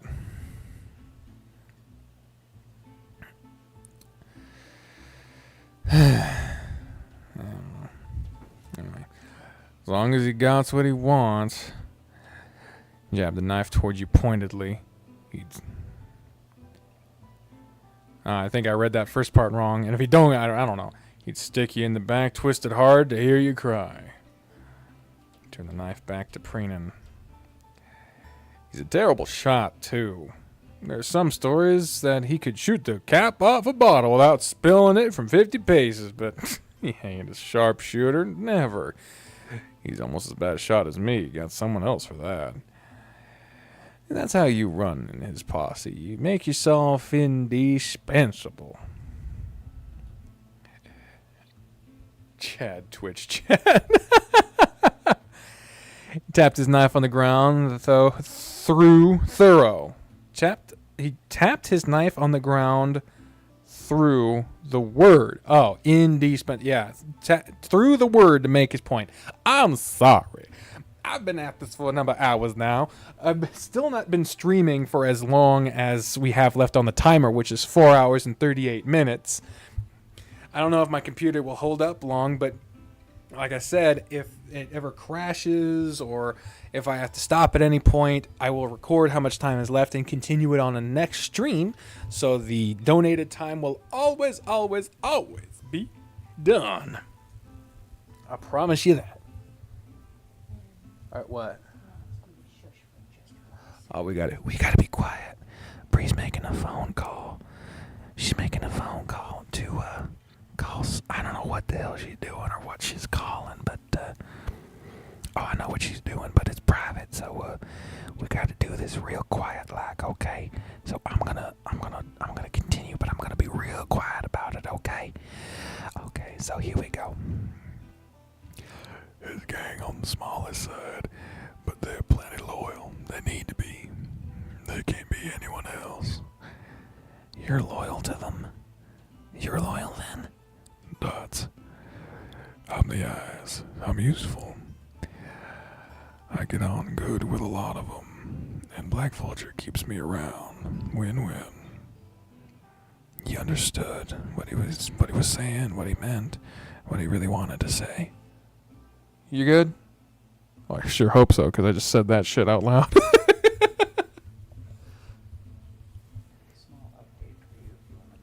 You could, can you text it to me? Okay. You can continue later if you want to give your PC a break. Maybe get some food and drinks. Has anyone played in this? Does anyone who's currently watching have any experience with this game before? Because I don't want any spoilers. I just would like to know if they know. Ravit says, "Not I." But if they do, I'd like to know if we were close to the end. Because I'd hate to cut this into like a second, part 1, part 2 thing prematurely.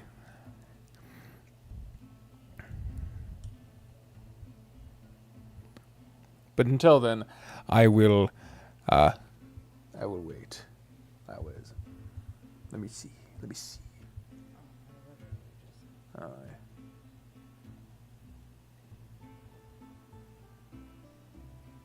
Huh. Interesting. A phone call March 12th at 8:30 a.m. Okay.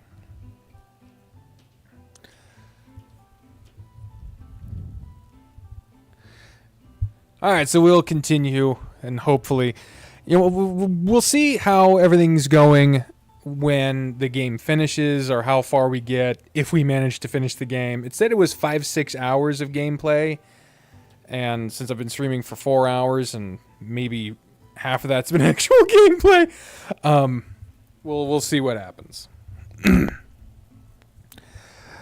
He understood what he was saying, what he meant, and what he really wanted to say. He understood how it felt to be under that kind of looming shadow. No one for miles around, but don't say anything else, just in case. He'd seen what happens to other people. You both had, for sure. Joseph was far from a greenhorn, as could be. Joseph was as far from a greenhorn as could be. Sorry. He swapped hands and started the knife on his other wing now. So what about Curly Wolf? You said there were plenty of tall tales about him. Split fair with me.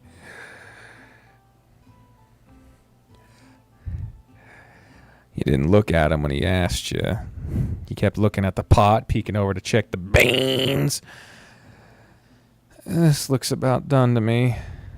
Joseph stared at you for a moment when you did meet his eyes, and then closed up his knife, kneeling over to look with an approving whistle. Yeah, looks fine to me. Looks like it to me. He laughed a little as his stomach gave a hearty growl, fetching the bowls and holding them while Joseph served you both a big slopping portion. Night had come now, and you both gathered a little closer around the fire and moved the pot stand to the side. You could see him easier now without it in the way. With the pot lifted, the fire rose, dancing in the wind, sometimes hazing your view, the blur fitting in, and the blur something's happening. The chat boxes have gone dark. I don't know what's happening. Oh, God. My computer is not going well.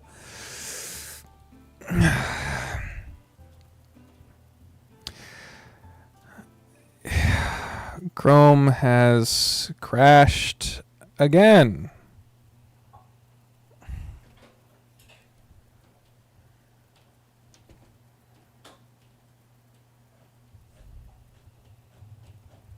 Someone get the chats a flashlight.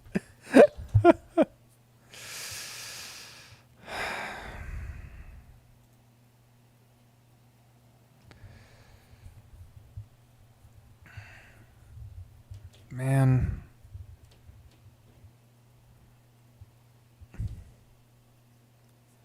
Out of all the things that I wish I could do with my time, and I enjoy doing with my time, I really enjoy doing this. And then for stuff like this to just sort of get in the way. The glow sticks do help. Thank you, Despa. For these technical problems to keep jumping in the way and keeping it from happening,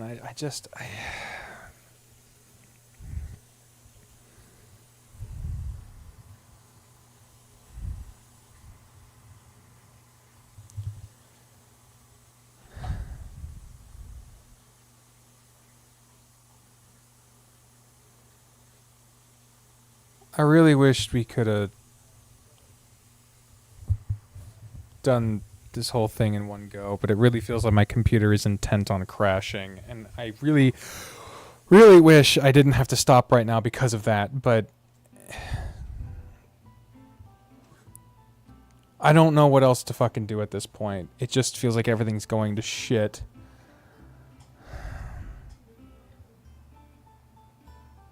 I can't even get Chrome to close properly. It's just mid-crash. Just in the fucking way. And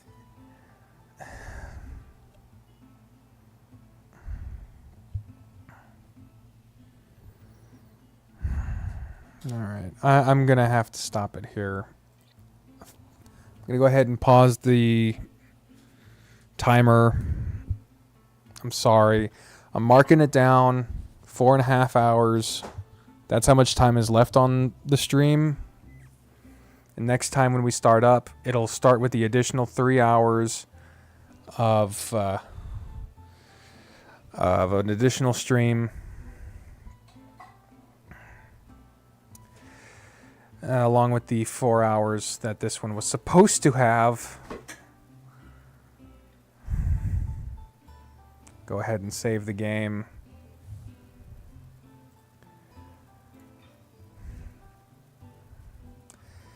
thank you all for being here, for what of the game we were able to actually experience. And for those watching not live, sorry for all the problems and the delays and everything. I really wish this could have been more of what I was intending it to be. I feel like that's kind of like my life fucking mantra. Anyway, thank you all for being here. And thank you very much to those donated. I think the people who donated are the ones that are still commenting, Despa and Ravitz. So thank you all for being here, and have a wonderful night, y'all.